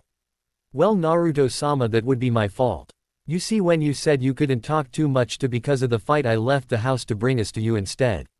That way, after you win this, we can all go celebrate you finally coming back. Though Sakura decided to come join us when she heard about it from Ino-san. Haku explained. Oh, smart idea, Yukihime-chan. Don't worry, I will try and wrap this fight up quick so I can bring you girls all out for a date to see what I missed during my training. He told them happily, then turned towards Sakura, who clearly looked awkwardly. Oh, and Sakura, feel free to join us if you want. After all, how could I forget about visiting with one of my closest friends as well? He told her kindly. Thank you, Naruto-kun, I might take you up on that. Sakura told him, honestly unsure if she wanted to bring herself into a third wheel situation. Course Naruto didn't realize this and just happily nodded to the girl's answer before getting serious and looking to Tsunade. So Ba-chan, who am I fighting? He asked her, curious only for Kakashi to walk into the middle of the field. That would be me, Naruto-kun. It is time to see how my student has grown. Though I warn you, I won't hold back. Kakashi told him before pulling his Hittite up. Kakashi-sensei, Naruto muttered out, surprised before refocusing and getting ready to fight. Don't worry, I will show you just how strong I am now. Naruto told him, ready to give it his all. Well, to be honest, Naruto, originally I was going to have Sakura fight with you, but seeing as Jiraiya is saying such great things about your current strength, I want to make sure that he is telling the truth. Tsunade told him with a smile. Now let's see if he was telling us the truth or not. Let this fight begin, she ordered, and with that Kakashi and Naruto focused only on each other with kunai drawn, waiting for the other person to make the first move. Chapter 36. Naruto and Kakashi stood still as a trees around them blew gently in the breeze. All of a sudden a branch broke off of a nearby tree and fell to the ground. As soon as it hit the ground, Naruto launched at his old sensei after quickly throwing several shuriken at Kakashi, who quickly blocked them, then deafened against Naruto's kunai as he began to try and slash at the man. Eventually, though, he jumped back through a few shuriken that of course were easily dodged. Still, Naruto kept a smile on his face and made 3 shadow clones. These clones continued to throw their copied equipment at Kakashi, making the seasoned Jonin dodge the weapons, though with apparently next to no effort. Still, he made no effort to go after Naruto and simply seemed to patiently wait to see what Naruto would come at him with. Course he didn't have to wait too long before he saw Naruto with 2 shuriken on his fingers, holding them by putting a finger through the hole in the center. He then blew on the shuriken, causing them to begin to spin rapidly as they gained a barely visible extra layer due to the wind that Naruto coated them with. He then launched both of them at Kakashi, who thanks to his Sharingan was able to easily see how deadly the simple weapon was and prepared to dodge until it suddenly became 20 wind shuriken coming at him at the last second. A surprise that forced him to use the body replacement just to get out of the way. Though instead of trying to hide his new position, he walked back to where he originally stood and glanced at the now smoothly cut trees and rocks behind him. Wow, Naruto, you really are taking this seriously, aren't you? He asked with an eye smile at his blonde student, who only glared at him. Che, I haven't even begun yet. I just wanted to get you to actually take me seriously as well. Naruto told him with a glare. Oh, and how did you know that I wasn't taking this seriously? I only have done one move. Kakashi asked, curious. Because I know you, sensei. When you attacked Zabuza, you immediately attacked him and tested the waters, so to speak, before you attempt to take them out. Meanwhile, you only were doing simple attacks against me, and even my wind shuriken didn't show you to take me seriously. Naruto told him, annoyed that his sensei seemed to have no plan to treat him as an equal opponent. Hey, well, who knew you were so observant, Naruto-kun? Though let's see if you can force me to take this seriously. Kakashi told him, looking Naruto dead in the eyes as he said this while placing a medium-level genjutsu on Naruto. A genjutsu that Naruto quickly noticed as he sensed foreign chakra enter his system. Now, sadly, due to Naruto's inability with genjutsu, he went with his own way of dispelling them, which in this case was letting out a pulse of chakra from his body that forced the foreign chakra away from him. Well, it seems at least that hasn't changed, but he really needs to work on it, seeing as he just wasted at least a B-rank jutsu worth of chakra for that, and I imagine it would take even more if I used a stronger genjutsu. Kakashi thought, deciding to test his theory, and did a stronger genjutsu on Naruto, who was now only seconds away from hitting him. So, he simply moved a small bit away from where Naruto who punched the air, which made the Kakashi Naruto saw turn into a crow's. He then shook his head, disappointed as he felt Naruto release even more chakra before hitting the air yet again and then pushing out even more chakra to apparently retry to get rid of the genjutsu. A fact that made Kakashi figure that he still was stuck in the genjutsu. Something that he realized was incorrect when Naruto hit the air within a foot of him before suddenly launching a red chakra-coated chakra fist at his chest, which landed with enough force to launch him a few feet. Damn, so he is now using the fact I was not going all out on him as his advantage. Kakashi, though annoyed, then smelt something burning and noticed that his vest was burnt, showing that if he didn't have it he would have had a very serious burn. Maybe I should take him more serious. Kakashi decided, not wanting to let the blonde take advantage of him again. So, he quickly jumps away from the blonde while creating a few clones to try and hit him up close before launching a giant fireball at the group, blocking Naruto from view. A fact that made Kakashi keep looking around trying to find where the blonde went to. Much to his surprise, though, he found his opponent right when the fire died out, not because he was behind it but because Naruto still stood right in the middle of where his fireball hit, now covered in chakra armor. Said armor looked to be made by several metal plates brought together in a way that would let him move with the speed one would expect of a ninja but also be as protected as he could. Imagine Madara's armor but glowing blue, just because it is really as badass looking armor. Well, best one seen in the Naruto world in my opinion. Just think of a helmet that would look that style as well, because this will be one of Naruto's best defensive moves, pretty much Uzumaki version of Susanoo. Hey, it will take more than that to get me now, sensei. Naruto told him with a large smile on his face. Well, I do have to admit that you certainly have gotten better. Which made Naruto's smile falter a bit. Che, I guess it is time to end this then. Don't want give up all my secrets. Naruto told him back, focused on the fight. Very well, if you want to do that. But I hope you are able to survive my end attack then. Kakashi told him before putting a hand down between his legs and began focusing his chakra to make his famous jutsu, the Reikiri. Meanwhile, Naruto decided to go with his own classic finish, which he slightly changed, the Odama Rasengan. They then rushed at each other and clashed together. The two attacks grinded against each other for a few seconds before they caused a massive explosion to be seen, launching both of them a good distance away from each other. Now both of them seemed to be pretty much perfectly fine, but Kakashi still looked over to Tsunade. Hokage-sama, is that enough of a test for you? He asked her respectfully and saw said woman nod at him. Yes, I have seen more than enough for now. Thank you, Kakashi. Suede told him, seeing as she did have a bit of a better. When I am sorry for a second and so soon in this, but just to let you know, this is my second try at this fight scene and I still don't feel like I did it as much justice as I wanted. I may try to redo this fight later on, but after scrapping the whole chapter once, I really don't want to do it again right now, especially when I am running low on time because of it. And just a FYI, I just cut out a large amount of this chapter seeing as I had to fix the part with Fu. Now I have decided I like my other integration of her coming to Konoha better. Course I now have to make sure my crazy head didn't just imagine that I have a proper introduction to her. After the fight, both Kakashi and Naruto walked over to the group where the latter was mobbed by his girlfriends, who of course were worried for him. After all, they just saw him stay directly in the epicenter of a massive fireball, so of course they wanted to make sure he was healthy after the fight. So, Ba-chan, what did you think? Am I Jonin worth or what? Naruto asked Tsunade with a smile on his face, seeing as Jiraiya kept telling him that he could give any Jonin a run for their money. Don't get cocky here, brat. While I admit that you are pretty good for a Chunin, but I still need to see more before just letting you become a Jonin. Tsunade told him before gaining a small smile. But it is nice to see you finally back, Gaki, even if I now have to deal with Jiraiya again. Plus you seem to be able to actually be a competent ninja now, she told him, ignoring the man that growled out, "Hey!" at her. Haha, you know I am already a kick-ass shinobi. But yay, I am still glad to be back.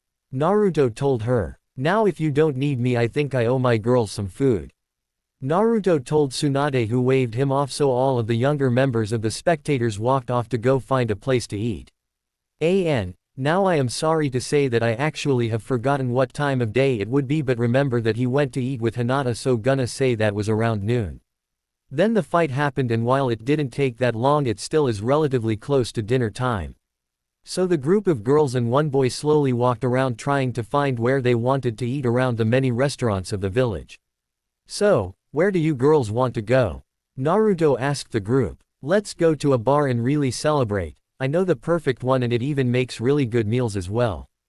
Ino told them, excited, which just made them all shrug and go with her idea. They then began walking towards the bar, much to Ino's joy. They then quickly entered the bar, which pretty much looked like an average bar for the most part, except that it had several larger tables around, making it look to be somewhere between a restaurant and bar. Still, they all liked the place and happily sat down and looked at what was available before finally picking what they wanted to eat. Seat order of a table of 6, meaning 3 on each side. For each side from left to right. Haku, Ayame, Sakura, Ino, Hinata, Naruto. Ah, don't worry guys, while most of the food is good here, the booze is even better. Ino told them happily, causing Sakura to laugh at her friend.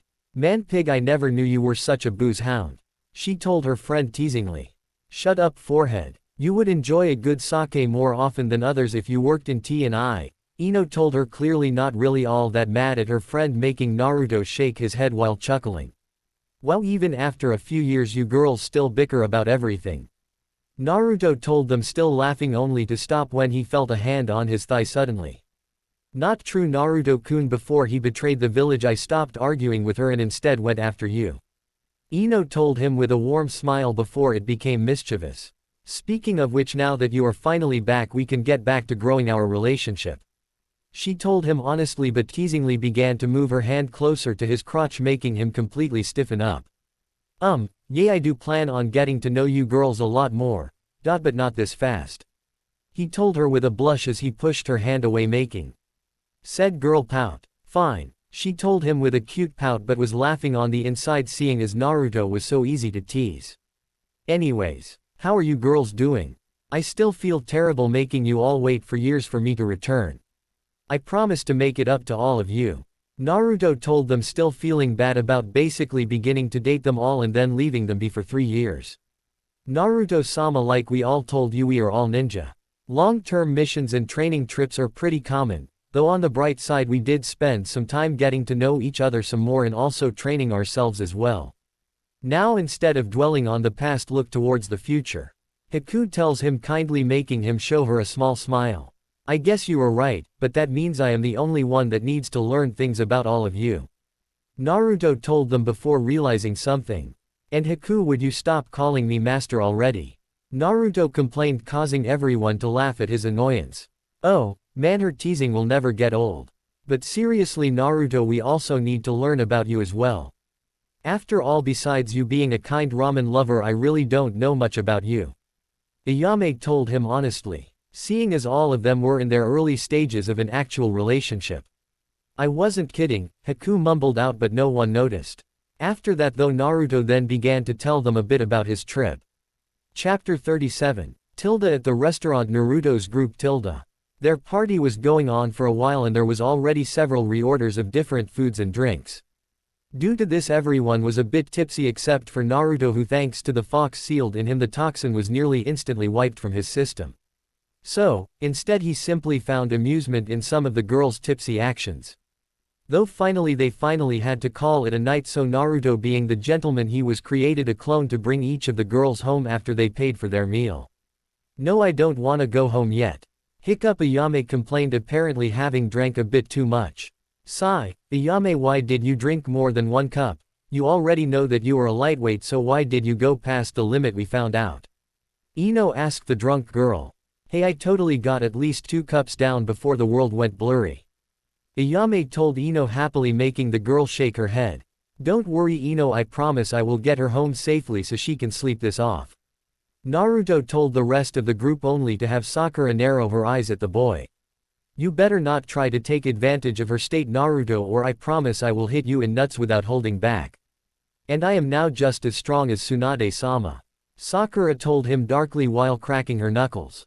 Like she would mind it if he did anyways. Ino mumbled out, ruining the dark atmosphere Sakura created. What? No girl wants to be rapped when they are drunk, Ino, don't say that. Sakura ordered her friend. Sakura, we are all dating this guy and haven't seen him for 3 years, while we all have grown up and learned about the needs of a woman. I don't think she would mind if he helped her with this need, seeing as we all are going to want to in due time anyways. In fact, if he did, then that would take the awkwardness of the first time anyways and let her get to the good part. Ino explained, causing everyone but Ayame blush. What are us? Sakura began, only for Naruto to butt in. I am not going to do that, okay? Naruto told them with his cheeks still bright red. Now let me walk everyone home, come on Ayame. Naruto told them before grabbing Ayame's hand and dragging the drunk girl back to her house. Naruto, Ayame I still can't believe they would talk about that. I mean really, who would ever do something as terrible as that too? Someone. Naruto mumbled out, ignoring most of the strange things Ayame was doing and saying. Finally, after what seemed like hours to Naruto, they finally made it to the restaurant house. Okay Ayame, go on in and go to bed. Naruto told her, simply only for her to grab his arm in a firm grip. No, you should come in for a bit. She told him. Ayame, it is really late and I don't want to wake the old man or anything. Naruto told her, worried for both this reason and because he didn't want to hear what her father would say about getting her this drunk. But I don't want to leave just yet. Please, she asked, giving him the infamous puppy dog stare. Well, no, fine, I will stay with you for just a bit longer. Naruto told her, making the drunk girl cheer and do a small victory dance.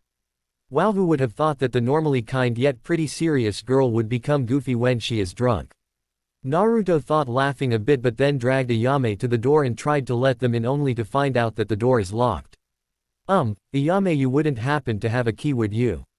Naruto asked the girl, who did a thinking pose for a moment before remembering something and feeling around in her bra. An act that made Naruto blush, seeing as this action pulled the rim of her casual dress down a bit, letting him see some more cleavage. Ayame, what are you doing? Naruto asked the girl. I am looking for my key. I know I put it here somewhere, maybe you can find it. She told him, making him blush even more. How about I just get us inside my way instead? Naruto told her before picking the lock, not noticing the disappointed pout that Ayame had on her face. Now I never have been around someone severely drunk, or really drunk at all, so I am just gonna go with the basic idea you see when it comes to drinking in anime. Now just to let you know, I have decided Ayame will be a flirty and goofy drunk. Still, when Naruto finally picked the lock, she went in behind him without complaining. Okay, now come on, let's get you to bed so you can sleep the booze off. Naruto told her before looking around the house quietly, trying to figure out where her room is, seeing as he assumed she wouldn't be of much help. Though much to her surprise, she simply nodded in agreement before walking past him, making him simply follow her. Here we are, she told him happily before opening the door, showing Naruto the room behind the door. For instead of the girly room that he expected, it was rather normal, for a lack of better words. For instead of being filled with girly paint and things, it was instead the same white walls the rest of the building had, with a few nice paintings on the wall along with pictures of her friends and family. Come on, let's go in already. Ayame told him after a few seconds, pushing him to actually go into the room. Why, I just wanted to make sure that you made it to bed. Naruto told her, blushing a bit, seeing as this is technically the first time he ever entered a girl's room and was alone with her. Well, silly, you don't expect me to go to bed without doing anything fun. Ayame told him. Fun? Yes, now let's have some special fun. She told him as she leaned down and dragged a finger down his chest. I don't think this is the time for that. Naruto stuttered out. Just get some sleep, you're too drunk to think properly right now. Please, she asked with the puppy dog look again. A look that nearly broke his willpower until she got close enough that he was able to smell the alcohol on her breath, breaking him from his own unrealized lust. No, but if you get in bed, I will kiss you goodnight. Naruto told her, making her pout. Not nearly as good, but I guess it is a start. Ayame complained, but still made Naruto smile, only till he looked at her a moment later to find her stripping down to just her bra and panties. What are you doing? Naruto started to yell out before quickly bringing his voice down as much as he could. You told me to get ready for bed. She told him simply. I meant get ready to sleep. But I can't sleep with my clothes on. She complained, turning to fully look at him, making him blush. Fine, just go to bed. Naruto ordered her while quickly turning around to keep himself from staring at her body. Okay. She told him happily, getting under the sheets before Naruto finally turned around and smiled that he didn't see her nearly naked before walking up and kissing her on the forehead. Good night, he told her before walking out of the room as the girl got even more comfortable. Phew, I am so glad that the old man wasn't awake to see all that. I mean, he probably would have killed me for that, or worse, refused to serve me ramen anymore. Naruto thought as a shiver ran down his spine. Still he quickly left the house to make sure that he wouldn't have to explain why he was there. Naruto's home. Ah, finally time to relax a bit before bed, Naruto said as he walked into his home, which was still clean thanks to Haku. You want to go to bed, Naruto-sama? It still isn't that late. Haku asked, overhearing him. Yes, but after traveling for so long and then all that has happened today, I really am tired. Naruto explained. And it has been a few years, could you please finally stop calling me Sama? Naruto growled out, only to see a small smile on her face. But then what would I ever call you? She asked, falsely curious. Just Kun, like everyone else. Naruto told her yet again. But that wouldn't be proper for someone with my duties. She told him, clearly holding back a giggle as Naruto's eyebrow began to twitch. Why'd I even bother? Naruto eventually mumbled out, giving up on trying to change her way of thinking for at least the night. He then simply began to organize the apartment with the stuff that was in his scrolls, but made sure to keep the gifts he got for the girls hidden away before Haku could see it. He would worry about giving them out to each girl later on. Naruto then pulled out a book of seals and sat on the couch with Haku sitting right next to him reading a book as well. They both continued to read for about an hour or two before Naruto felt his eyes growing heavy and decided to call it a night. So, he quickly kissed Haku and told her good night before going into his room, stripped off all his clothes except his boxers, then let sleep take him. Next morning. When the sun came up, it eventually reached the perfect position to send a beam of light through Naruto's window that was enough to wake the blonde up. Ah, damn sun, why do you always have to be so bright? Naruto complained mentally as he groggily woke up. He then was going to get up but was a bit surprised when he noticed he had something weighing down one half of his body. A weight that he soon found to be Haku when he looked over and couldn't help but smile at the sight of the girl. Oh yay, I forgot that she used to sleep by me, though I do have to admit that it feels nice to be so close to a loved one again. He thought with a smile, gently running his hands through the girl's hair. An activity that made her gain a small smile on her face as she slept. It is good to be home and finally really get to know my precious people, but I wonder how Fu is doing. Naruto thought, hoping he could get off the bed without ruining what seemed to be a good dream that Haku was having. So, he gently pushed on her shoulder to move her a bit away from him so he could slip away quickly. Sadly for him, after nearly getting away, he froze up when he heard a groan from Haku, which gave her enough time to wrap her arms around of his and pull herself close to him again to enjoy the heat he gave off. Though now Naruto was blushing up a storm, feeling the soft cushions that his arm now was resting on. A fact that made him freeze up for a moment out of surprise, which the still asleep Haku apparently took as him trying to escape, seeing as she snuggled closer to him and now had her legs wrapped around his, allowing him to feel her soft legs against his bare skin. A fact that made him react even more, seeing as she still seemed to prefer to wear only a small nightgown to bed, making him well aware of what the cotton feeling on his leg most likely was. Well, this sucks. I somehow got stuck in what could only be called Ero Sennin's dream spot just because I didn't want to wake her up. Now if she does wake up, I am pretty sure one of us will die of embarrassment. Naruto thought with his face pretty much completely red, seeing as he felt his lower friend begin to react to his predicament. He now was almost regretting the fact that Jiraiya made sure that he helped fix Naruto's lack of education in what the man called the wonders of female flesh. Still, after trying to think of a way to get out of his predicament without any ideas coming to him. So, in the end, he simply decided to lay there for a while, hoping that she would move away from him before she woke up. Though this idea led to him falling asleep. Few hours later. Lime moment, pretty sure that is what I have seen people call these. Haku finally began to wake up and start her day off as she rubbed the sleep out of her eyes. Normally she would have sat up, but right now she didn't want to leave the warmth of her body pillow. Wait a minute, I don't have a body pillow. Haku thought, tensing up for a moment before remembering that Naruto was finally back home. With that being remembered, she calmed down and went back to cuddling with Naruto, simply enjoying finally having the warm pillow she came to enjoy during her time serving him. Ah, it is good to have you back, Naru-kun. I missed having you around, even if you don't know just how thankful I am of all you have done for me. After all, while Zabuza-sama protected and trained me as I grew up, you were the one that let me accomplish my dreams and gave me something worth living for. Without you, I never would become a medical ninja or even be able to live comfortably in a house. She thought happily truly in love with the blonde that literally made her world better than she could have ever imagined it would be. She only hoped that he loved her just as much as she did him, even if he did have to date several other girls. After all, what girl didn't want to be with someone that truly loved them? Though she decided to simply not worry about that for the moment and instead just enjoy the warmth she felt and the sound of his heartbeat. Course, now that she was actually paying attention, she finally noticed just how close she got to him and blushed. For not only did she have his arm in between her breast, but she also felt his thigh painfully close to rubbing against her private place. Though the thing that made her blush even harder was the fact that she actually could see Naruto's morning wood making a bulge underneath the thin blanket they had around him.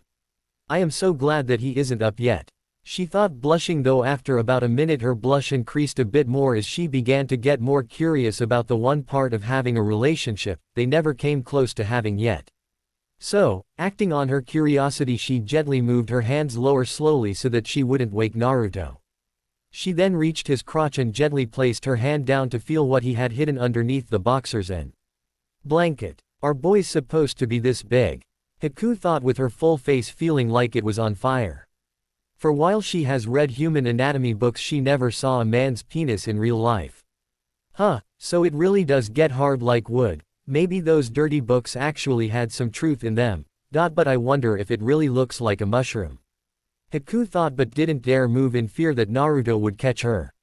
So, for about a minute she simply moved her hand around his crotch, trying to feel each part of her lover's privates until yet again her curiosity got the better of her. Oh, he hasn't woken up yet. I am sure that just getting a quick peek won't hurt. She eventually, though, before bringing her hands back up to slowly bring the blanket off of them, stopping only once when Naruto suddenly moved a small bit in his sleep. She then slowly sat up, began to pull his boxers down until all of a sudden his member launched free of its confines and stood at attention in front of her. She simply sat there staring at it for a second in surprise before deciding to feel it without the cloth in the way and wrapped her hand around it with a blush permanently stuck on her cheeks. It feels even warmer than the rest of his body, and it feels so strange. She thought, interested in her discoveries. I guess I am already this far, I might as well see if I can see the last part. Haku thought, now way too stuck in her testing that she couldn't stop herself at the moment. So, with that being said, she slowly began moving her hand on Naruto's shaft, at first scared when he started to moan before realizing that he still wasn't waking up and began to enjoy the sound. She then spent the next minute or two stroking his cock until finally she got annoyed that he didn't come yet and decided to try another thing she read in a dirty book.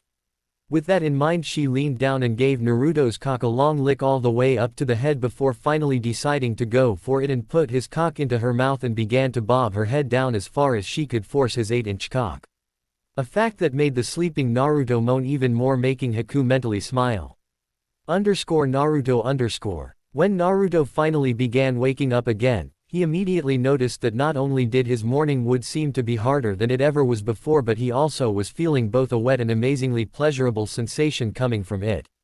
So, he groggily looked down and got a nosebleed when he saw his girlfriend wearing only her underwear and nightgown bobbing on his cock rather quickly. In fact, he tried to say something to her, but the sound that came through his voice was instead a throaty moan.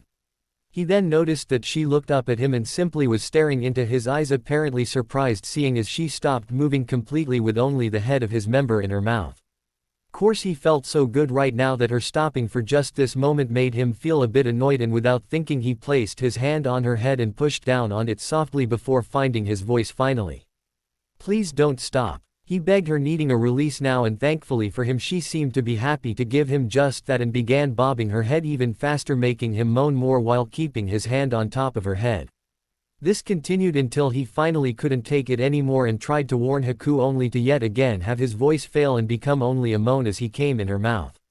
A surprise that made Haku move back and even unintentionally remove herself completely from his cock, leaving his last few shots of semen to land on her face, seeing as she didn't pull her head back completely.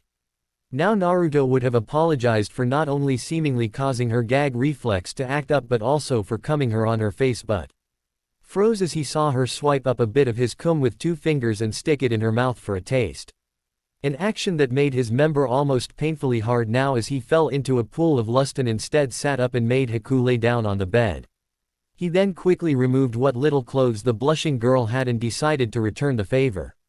Course he really had no idea what he was doing, so he simply followed what one of the scenes the characters in Jiraiya's book did in the chapters that he was forced to read. So, he quickly began licking at her pussy in several different directions but noticed he wasn't having nearly as much effect as the girl had on him. Seeing this, he let himself go and instinctively stuck his tongue as deep into her as he could and began moving it around, finally getting the moans he wanted to hear. "Oh, Naruto." He heard her moan out, which to him was musical as he continued his work. He then noticed a slight bump near his nose and brought his hands up to play with it and noticed that she instantly began to attempt to thrust her hips closer to his fingers, an action that would have made him smile if he could.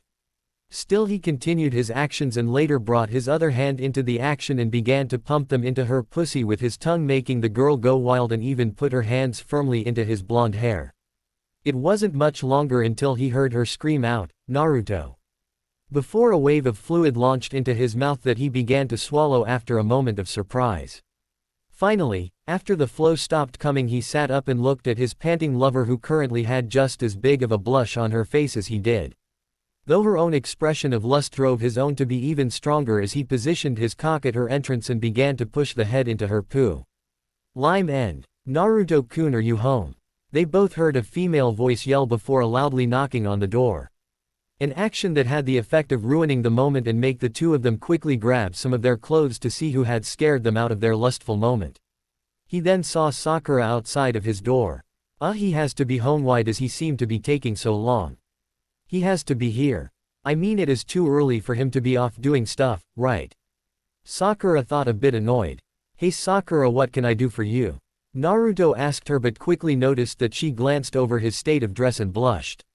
Well, I just have a message for you from Tsunade-sama and figured we could talk over breakfast."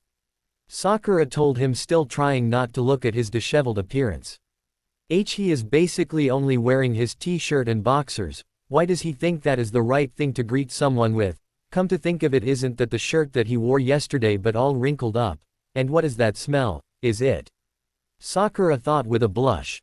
For while she has worked in the hospital, she has unfortunately walked in on several patients and their family doing the deed or getting close to it. So she had a very good idea what Naruto could have just been doing. I'm sorry, I didn't realize you were having SSA relationship currently. I will talk with you later. Sakura told him with a blush before trying to leave. Wait Sakura. Naruto stopped her with a blush strongly present on his face.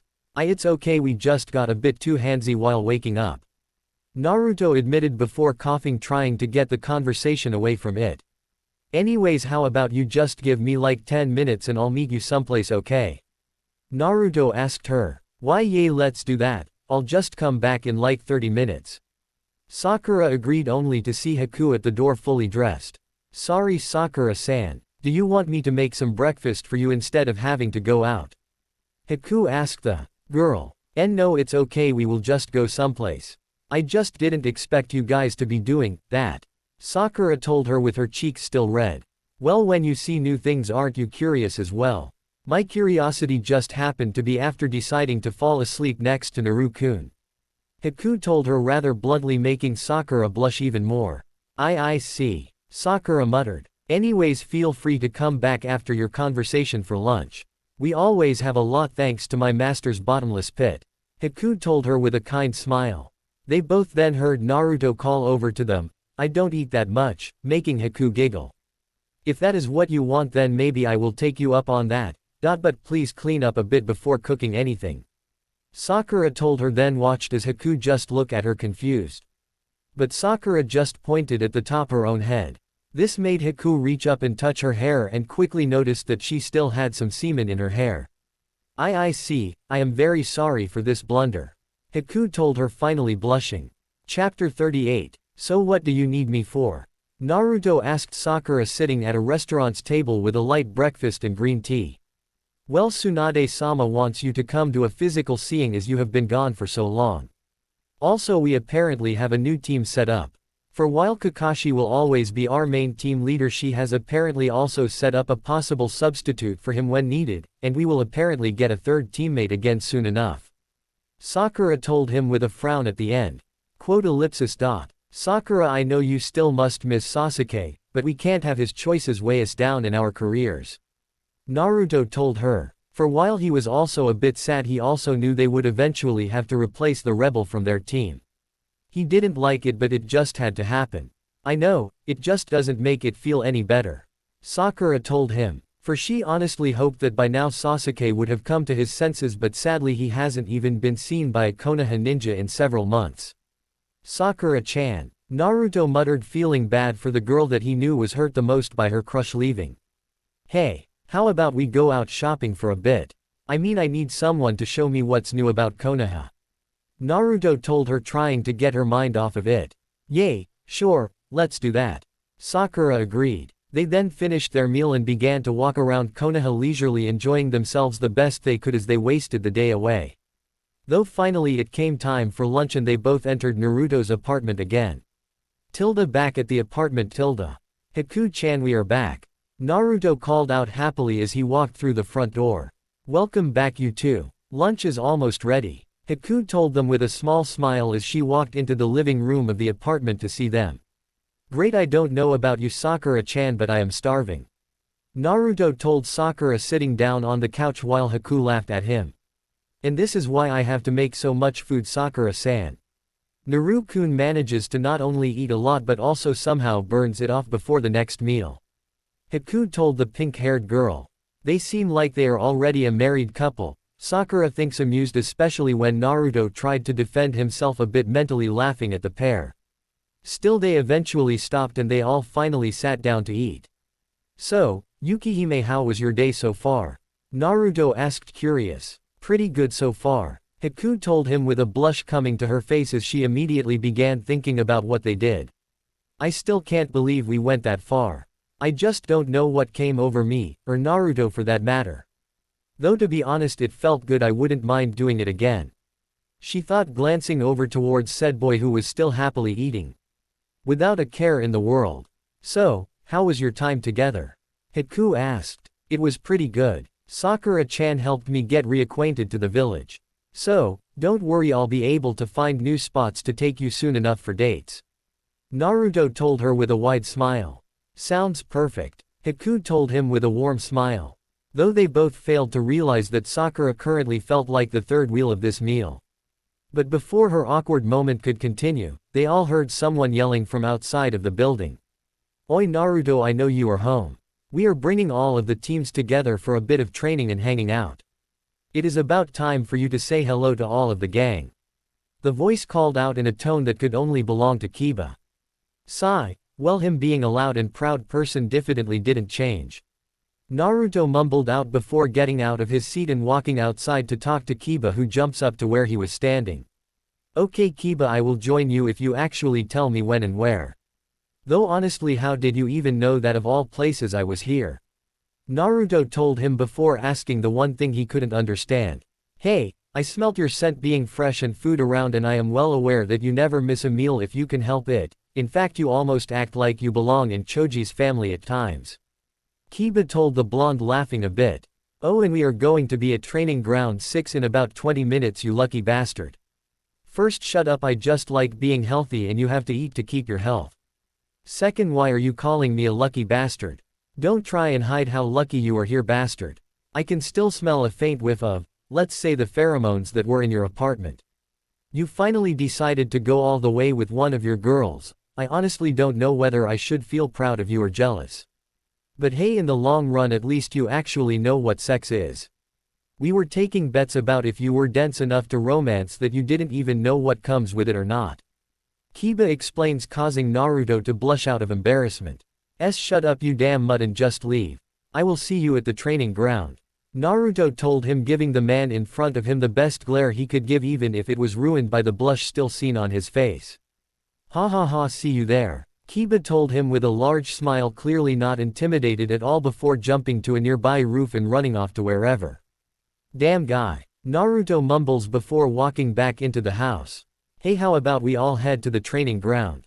I mean, Haku-chan, you might as well be a part of our group anyways. Naruto explained to them. Sure, why not? I will go get my gear. Haku tells him before grabbing some of the used plates and putting them into the sink as she walked by before going to get her ninja gear ready. Sigh, I wasn't expecting to train today, but why not? I mean, it'd be good to hang out with everyone anyways, Sakura told them. Well, I guess I will see you guys in a bit seeing as I have to gear up. Sakura told the other two with a small smile. Hey, see us, Sakura-chan. Naruto told her, watching her walk out of the door. Thank Kami, I am out of there. Note to self, being around Naruto and the girls will lead them to be lovey-dovey while making me the third wheel. I really need to find someone, Sakura thought with a frown, truly not sure what to do. Chapter 39. After only a few minutes, Haku and Naruto regrouped in his living room, ready for whatever this group training will have in store for them. So, did Kiba-san ever end up telling you which training ground we need to go to? Haku asked Naruto, who gave her a wide smile. Of course he did. We need to go to training ground, that bastard. Actually forgot to tell us where to go. Naruto began, only to shake his head in utter disbelief that Kiba managed to forget to tell him one of the most important things he needed to know. Well, I guess we will have to figure that out as we go. Naruto told her with a heavy sigh, seeing as they could have a long hunt coming up. To be fair, Naruto-sama, this is partially your fault, seeing as you could have asked him as well, Haku told him simply. You aren't helping, Haku-chan. Naruto told her, but couldn't deny her statement. He then sent out several clones. Well, if any of them find the group, they'll let me know, but for now I guess we just walk around random training grounds and see if we get lucky as well. Naruto told her and began walking. Finally, after about a half hour, Naruto got feedback from one of his clones as it burst into smoke. Well, the clones found where we are supposed to meet. But of course it is on the other side of Konoha, Naruto told Haku with a heavy sigh. It is okay, Naruto-sama. I still love you even if you are terrible with directions, Haku told Naruto, teasingly, making the blonde glare at her slightly. Not helping Yukihime, Naruto told her, making the girl giggle. Sorry, Naruto-sama, but even I couldn't pass up that chance. She admitted to him, for even though she normally wouldn't ever do something to make her, master, upset. But yet some higher power couldn't help but force her to say it, couldn't help but do this stupid joke at least once. After Naruto got over his minor bout of depression, the group quickly went towards the meeting point, with Fu taking the lead this time to show them the way. Due to this help and their own personal speed, they made it to the field where everyone was waiting within only a few minutes. Course, when they finally jumped down to group, they were the last group to reach the area. Naruto, Baka, you were late. Sakura yelled at her teammate, only to see said blonde blur towards them as fast as he could and jump kicked Kiba directly in the face, sending the dog lover flying. We are, because this bastard forgot to tell us where to meet up. Naruto yelled out, glaring at the area that Kiba went flying towards. Something that he was glad to do, seeing as Kiba tried to do the same thing to him only for him to roll out of the way. So what, Tem, you should have just reminded me. Kiba growled back while you could still clearly see a red mark on his face. Course, while they continued their argument back and forth, the rest of the group just stared at the stupidity that was happening in front of them. Sadly, this made everyone fail to see a vein slowly grow on Sakura's forehead until it was visibly twitching. She then made sure her gloves were on tight as she stomped over to the arguing men. Shut up and just let us train already. She ordered them before punching each one off them with the strength her training gave her, sent them both launching far into the forest in separate directions with a smirk now on her face. Anyo, Sakura-san, don't you think that was a bit too rough? Hinata asked, worried about both her teammate and boyfriend. Don't worry, Hinata-san, as a medic, Lady Tsunade let me in on an unfortunate secret. The idiots that know the perfect way of annoying us medics always somehow manage to heal back all but the worst things we try to do to get rid of them. I mean, her annoyance popped right back up every time, but when she nearly beat him to death. Sakura told the girl happily, while unknowingly making all of the group determined to never make her or Tsunade angry. Getting on the receiving end of even one of those punches known to be able to destroy massive boulders to dust.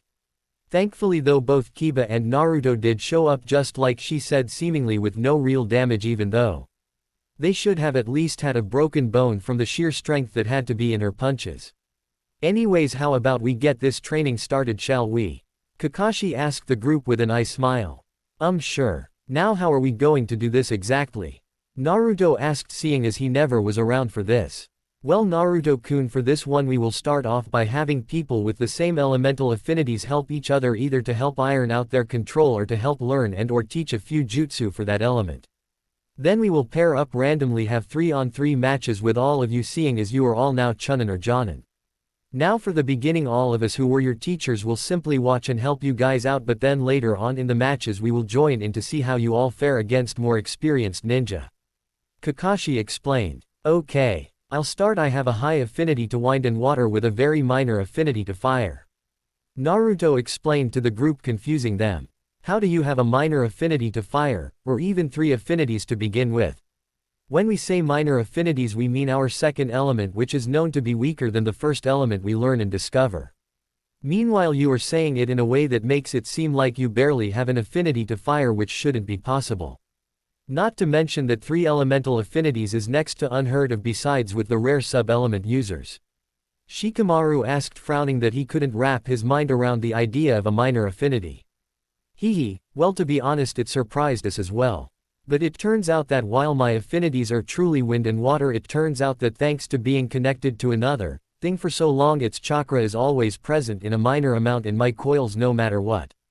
Due to this I gained his fire affinity. Sadly, this affinity, due to being gained from such an abnormal method, all the fire jutsus I use are only slightly more effective than someone who has no affinity to fire. Though when I use more of his chakra my fire just does increase as well. Naruto explained, seeing as he and Jiraiya were also so confused by this that they looked into it as much as they could until their own curiosity was satisfied. That is a weird side effect, Kakashi admitted, seeing as Kushina never mentioned it.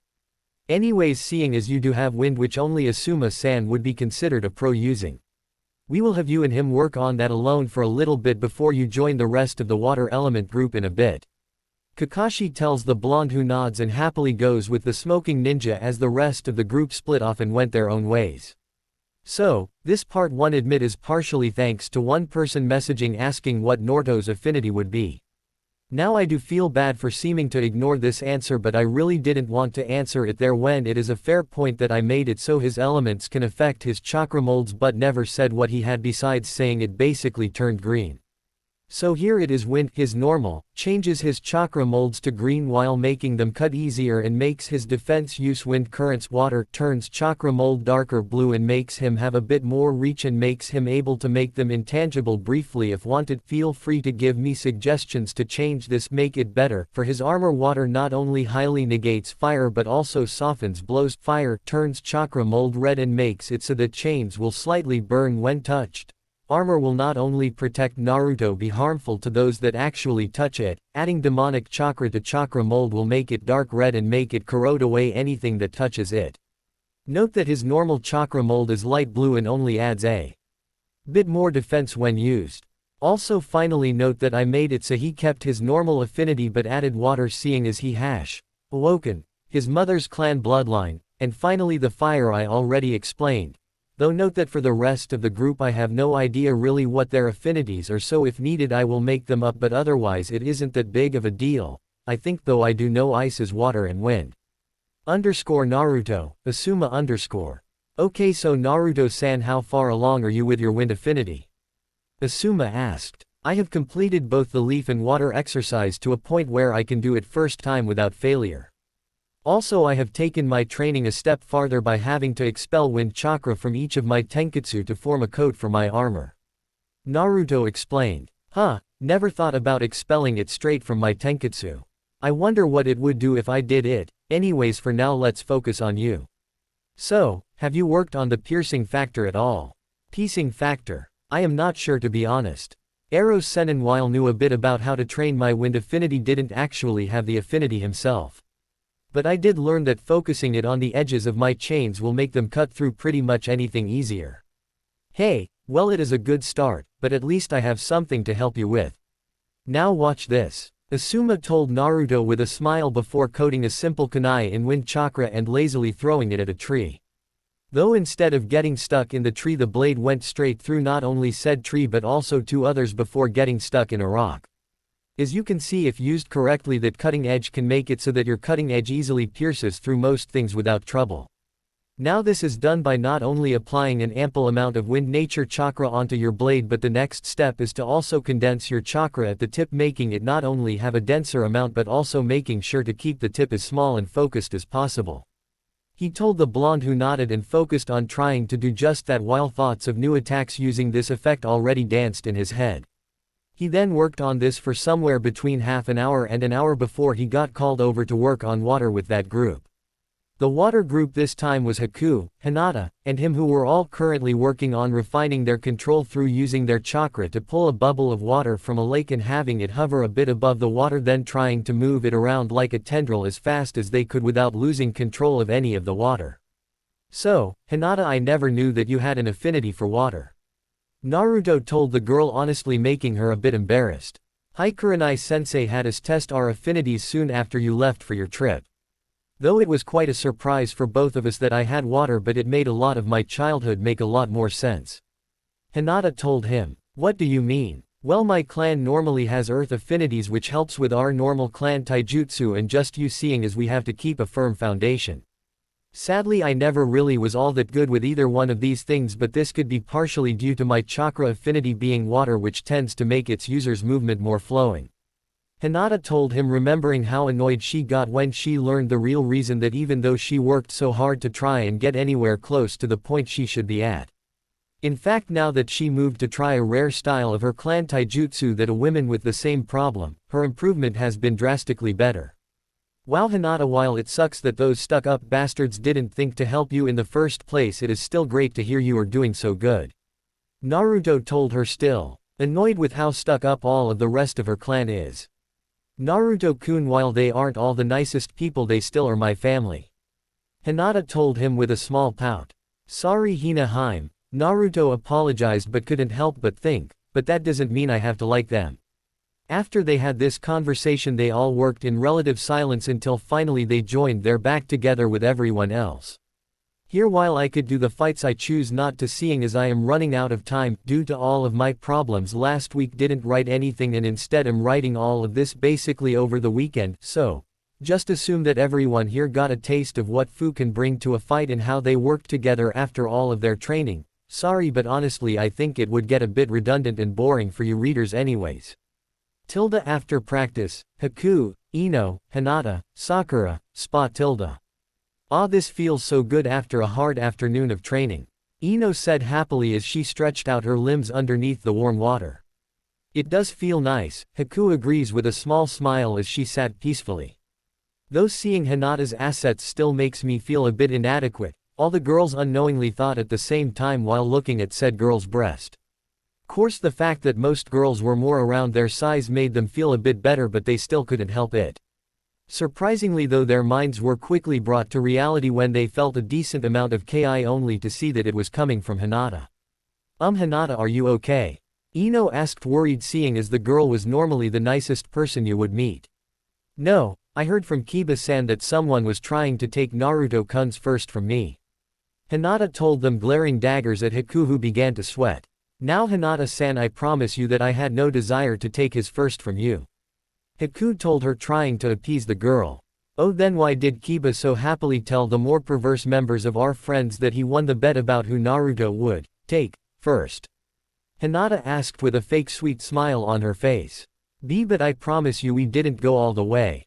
We only went to feeling each other, I promise. Haku told her with a blush on her face, remembering it. Course, this did seem to make the ki lessen slightly, but of course Ino chose this moment to comment on the situation. Now hold on, Hinata-chan, you got to remember he is all of ours. So, it is first come first serve with getting Naruto's firsts. I mean, Haku just proved that by giving Foxy-kun his first, though, and maybe even his first blow. You just need to go faster or one of us might take a very special moment from you. Ino told her, amused by how much of a soap opera this seemed to be. For unlike Hinata, she didn't care if she was Naruto's first or not. She just wanted to know she always had a large part of his heart for herself. Course, she got her wish from this, seeing as Hinata's ki went from a heavy cloud to a dense miasma that made it a bit harder for all the girls to breathe. I may have accepted the fact that he needs to marry multiple girls, but I was first and I will have all of the firsts he has left done with me. Hinata told them, determined that she got her first shared with Naruto like she has dreamed of doing since she first fell in love with the blonde. Oh okay, hi Hinata-san, I am sure they understand. And now can we please just enjoy the bath? Sakura asked, terrified of the girl in front of her but still wanted to at least try to enjoy the warm water before they had to go home. Course Haku quickly nodded her head in approval of this statement, with Ino agreeing soon after. A fact that thankfully made the Ki disappear. Okay, that sounds like a perfect idea. Hinata agreed with Sakura, now with a kinder smile on her face. Okay, note to self, never get in the way of Hinata's wants for love. Haku and Ino thought, still a bit afraid that the sweet girl had such a dark side when her love was involved. Still, after this they simply tried to forget this ever happened and simply enjoyed the water until they finally got hungry and went to get dinner at a small restaurant, seeing as Naruto already said he would get his own dinner. Though much to the rest of the girls' surprise, Hinata quickly ran off somewhere after eating while only saying a quick goodbye to their group. Plus night time, Naruto's apartment plus. Hey Haku, hi mu home. Naruto called into the dark home as he walked through the front door. Course the darkness and the fact that he heard no answer gave him the answer he was looking for. He then simply shrugged and turned the lights on as he walked into the house. Though what put him on edge slightly was the fact that he could feel someone's chakra in the house even though they clearly were suppressing it as much as they could. He then noticed the fact that the entire house now seemed to have silencing seals. So, he quickly grabbed a kunai and slowly walked towards the door that he felt the energy behind.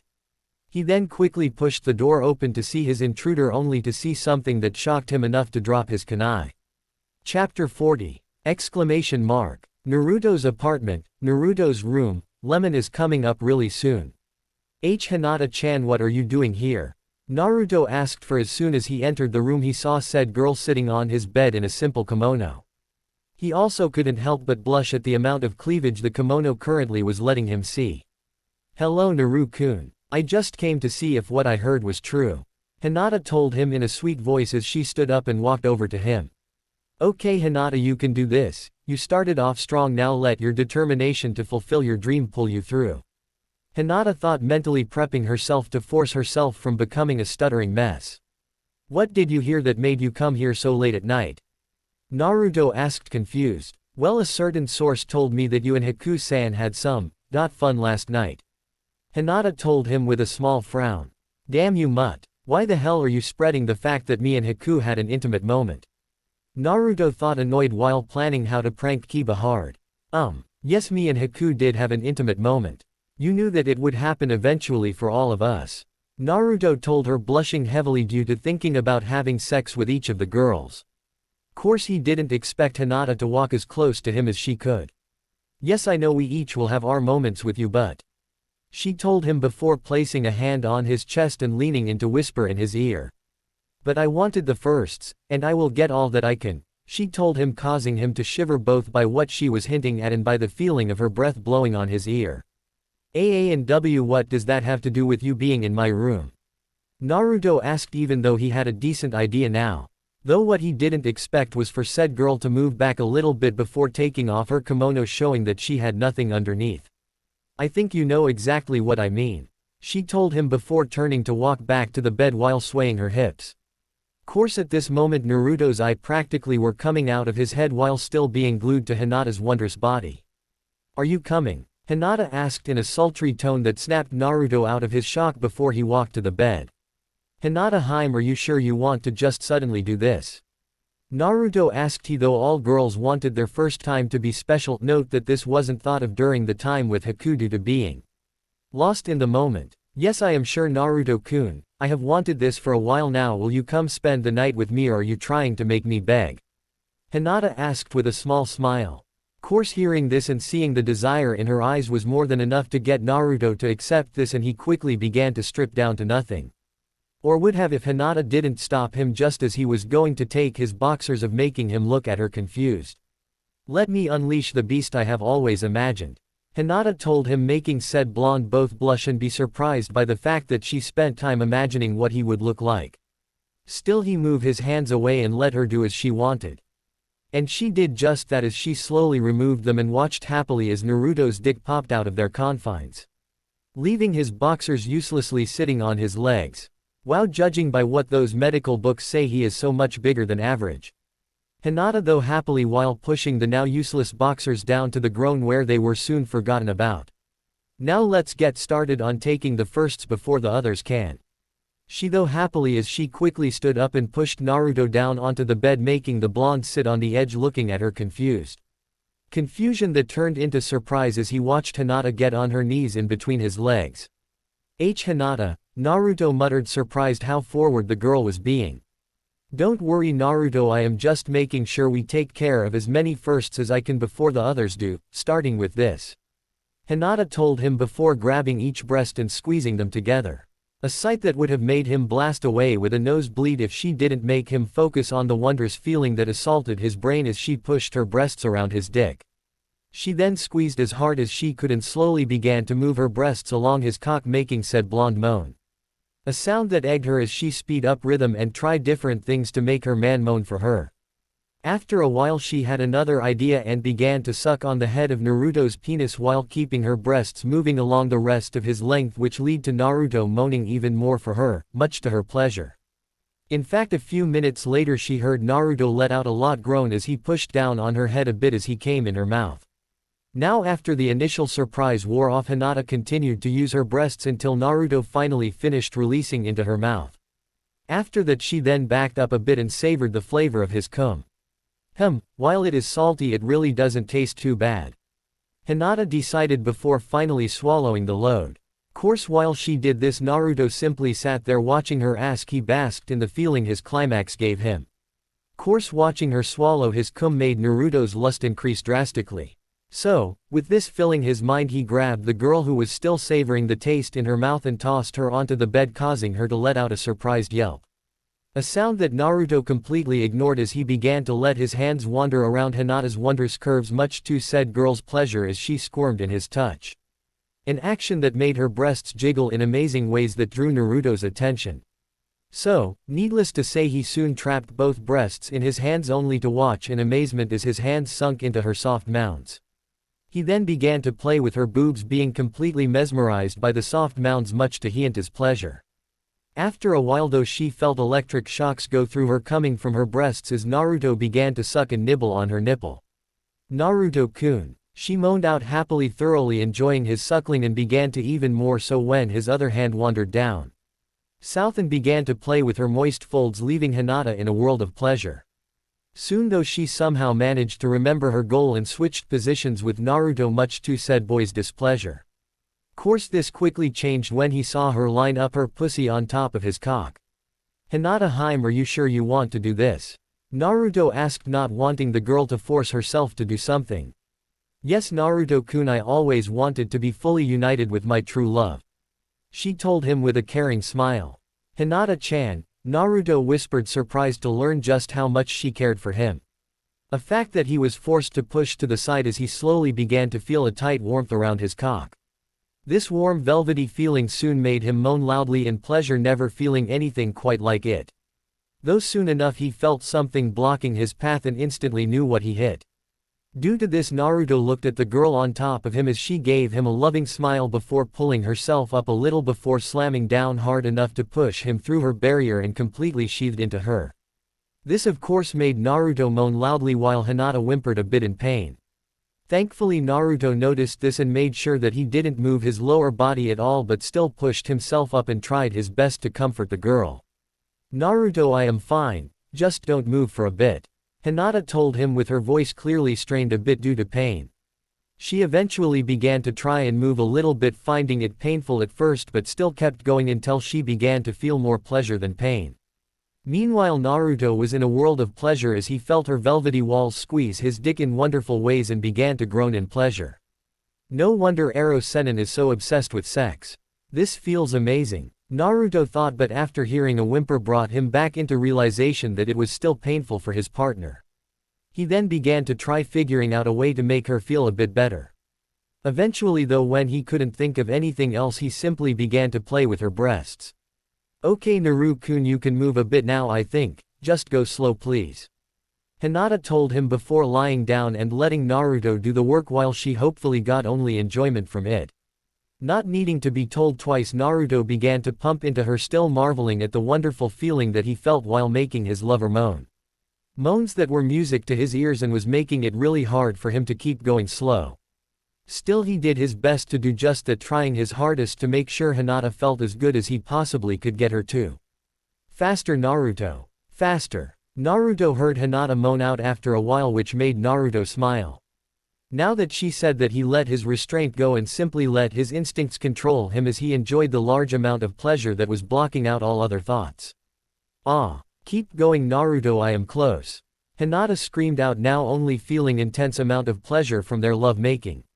Me to Hinata, Naruto told her before speeding up as much as he possibly could, causing Hinata to nearly constantly let out loud moans until finally she reached her breaking point. Naruto-kun. Hinata screamed out as her release washed over her, making her see stars. Meanwhile, Naruto kept with his pumping until he heard this and felt her tighten up on him to a point where it was almost painful. Still, this was far from painful, it just made him stop and simply enjoy the feelings her walls was giving him as it randomly moved around his cock until finally he couldn't help but release as well.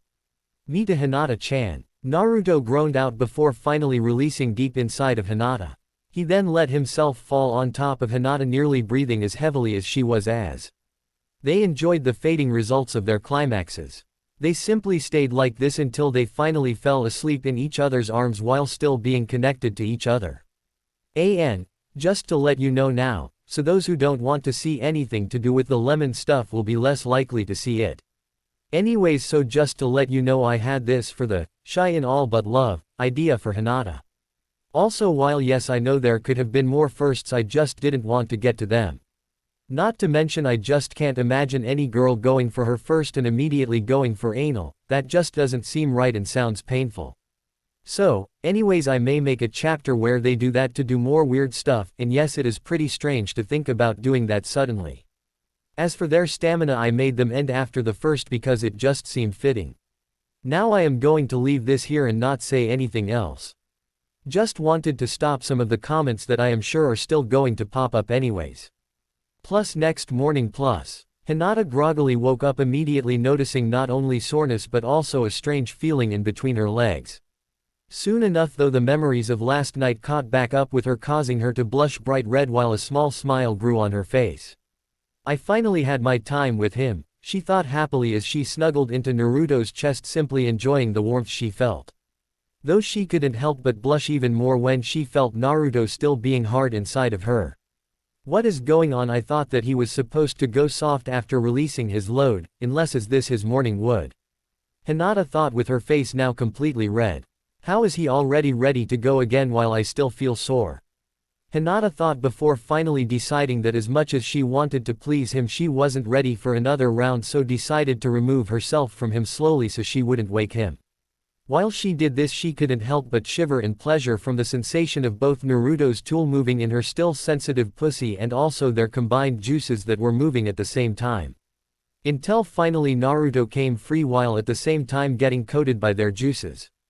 Well, I guess I can't just leave him like that, she thought after staring at his now dirty cock before sitting up and giving Naruto a few licks before finally beginning to suck on him while desperately trying to ignore the flavor of what could only be her own juice. Good morning, Naruto-sama. Haku began to call out happily before finally noticing what was in the room.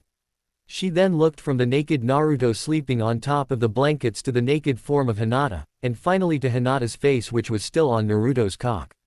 She then just shut the door, clearly not wanting to deal with what she was seeing, much to the blushing Hinata's surprise. Still, she quickly removed herself from Naruto, then gently shook Naruto awake with an embarrassed blush still on her face. Plus equals lemon and a bit extra done equals plus. MMHH, Naruto groaned as Hinata's attempts to wake the blonde up finally succeeded. He then slowly opened his eyes and saw a still nude Hinata standing above him. Good morning, Haim-chan, I have to admit that while waking up in the morning, but the view makes up for it, he told her while admiring her form.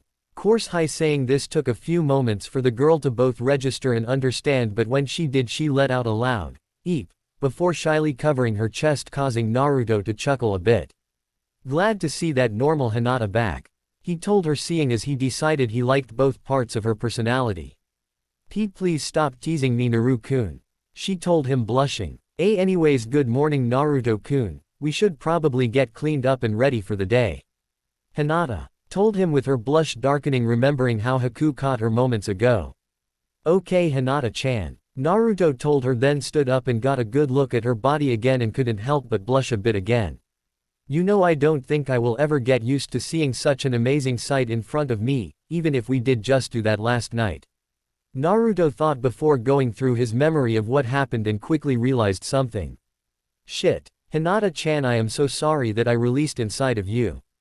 Naruto told the girl, worrying about if she got pregnant or not. It is okay Naruto, today was a safe day. Hinata told him, mentally thanking her luck that it was, seeing as she didn't even think about it beforehand due to wanting to make sure no one stole what she felt she deserved. Still, she couldn't help but frown a small bit after thinking about the fact that he felt bad about it. Do you not want to have a child with me? Hinata whispered out, depressed by this fact. No. Naruto quickly told her, surprised she would think that way. He then walked over to her and gave her a hug before looking at her directly in the eyes. No, Haim-chan, that is far from the truth. In fact, I always have wanted a family to call my own. It is just that I don't think either one of us is ready for that kind of commitment or for that step in our relationship. Naruto told her, placing his forehead on her. He then chuckled a bit. Though I do got to admit, if we ever have a girl, I hope she gets most her looks from her mother, seeing as there are very few people that could ever hope to match her beauty. Naruto told her as a joke, but was completely serious about the fact that even with all of his traveling, he only met maybe a dozen or two girls he would consider anywhere near Hinata's beauty. Course this didn't matter to Hinata, seeing as she already had her entire face covered in a massive blush. Naruto-kun wants to have kids with me and thinks I am one of the most beautiful girls in the world. She thought happily and quickly pulled Naruto into a kiss that quickly deepened into a full-blown makeout session until they both finally re-noticed that they were completely nude. Cough. Let's get dressed, shall we? Naruto asked Hinata, awkwardly blushing a small bit. Why, yay, let's, she agreed with her full face blush, trying not to look anywhere close to Naruto. Soon enough they both were now cleaned up and fully clothed, then finally met up with Haku and sat around the kitchen table. Hello you two, I made breakfast though, sorry if there isn't enough, I didn't really expect a third person until a little bit ago. She told them, making Hinata blush and Naruto get confused. Anyways, thank you for the meal Haku-san. Hinata told her, quickly digging into the plate that was in front of her, much to Haku's slight amusement. Okay, Naruto said with a shrug, deciding he didn't care enough to figure out why Hinata got embarrassed. So, Naruto-kun, what is your plans for today? Haku asked, only for Naruto to shrug. I don't know, I guess I will train a bit. Naruto told her honestly. For he didn't really think about anything to do, seeing as he had other things stuck in his mind currently. So, he quickly put his plate into the sink and kissed both of them as a goodbye and left the apartment, leaving only the two girls. Just to let you know, I mainly just wanted to get Naruto out of this scene. And yes, I know it was a rather weak way to do so. I just don't care enough to change such a minor thing, right now anyways. So, you made sure that you got what you wanted. Haku stated in a neutral tone as she watched Hinata's face turn dark red. Hi. Hinata admitted. Okay. Hinata stated neutrally, surprisingly seeming to not care. At least you were nice enough to keep me from hearing you too.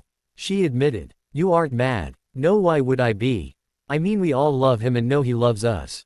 So, at least for me, his firsts doesn't really matter.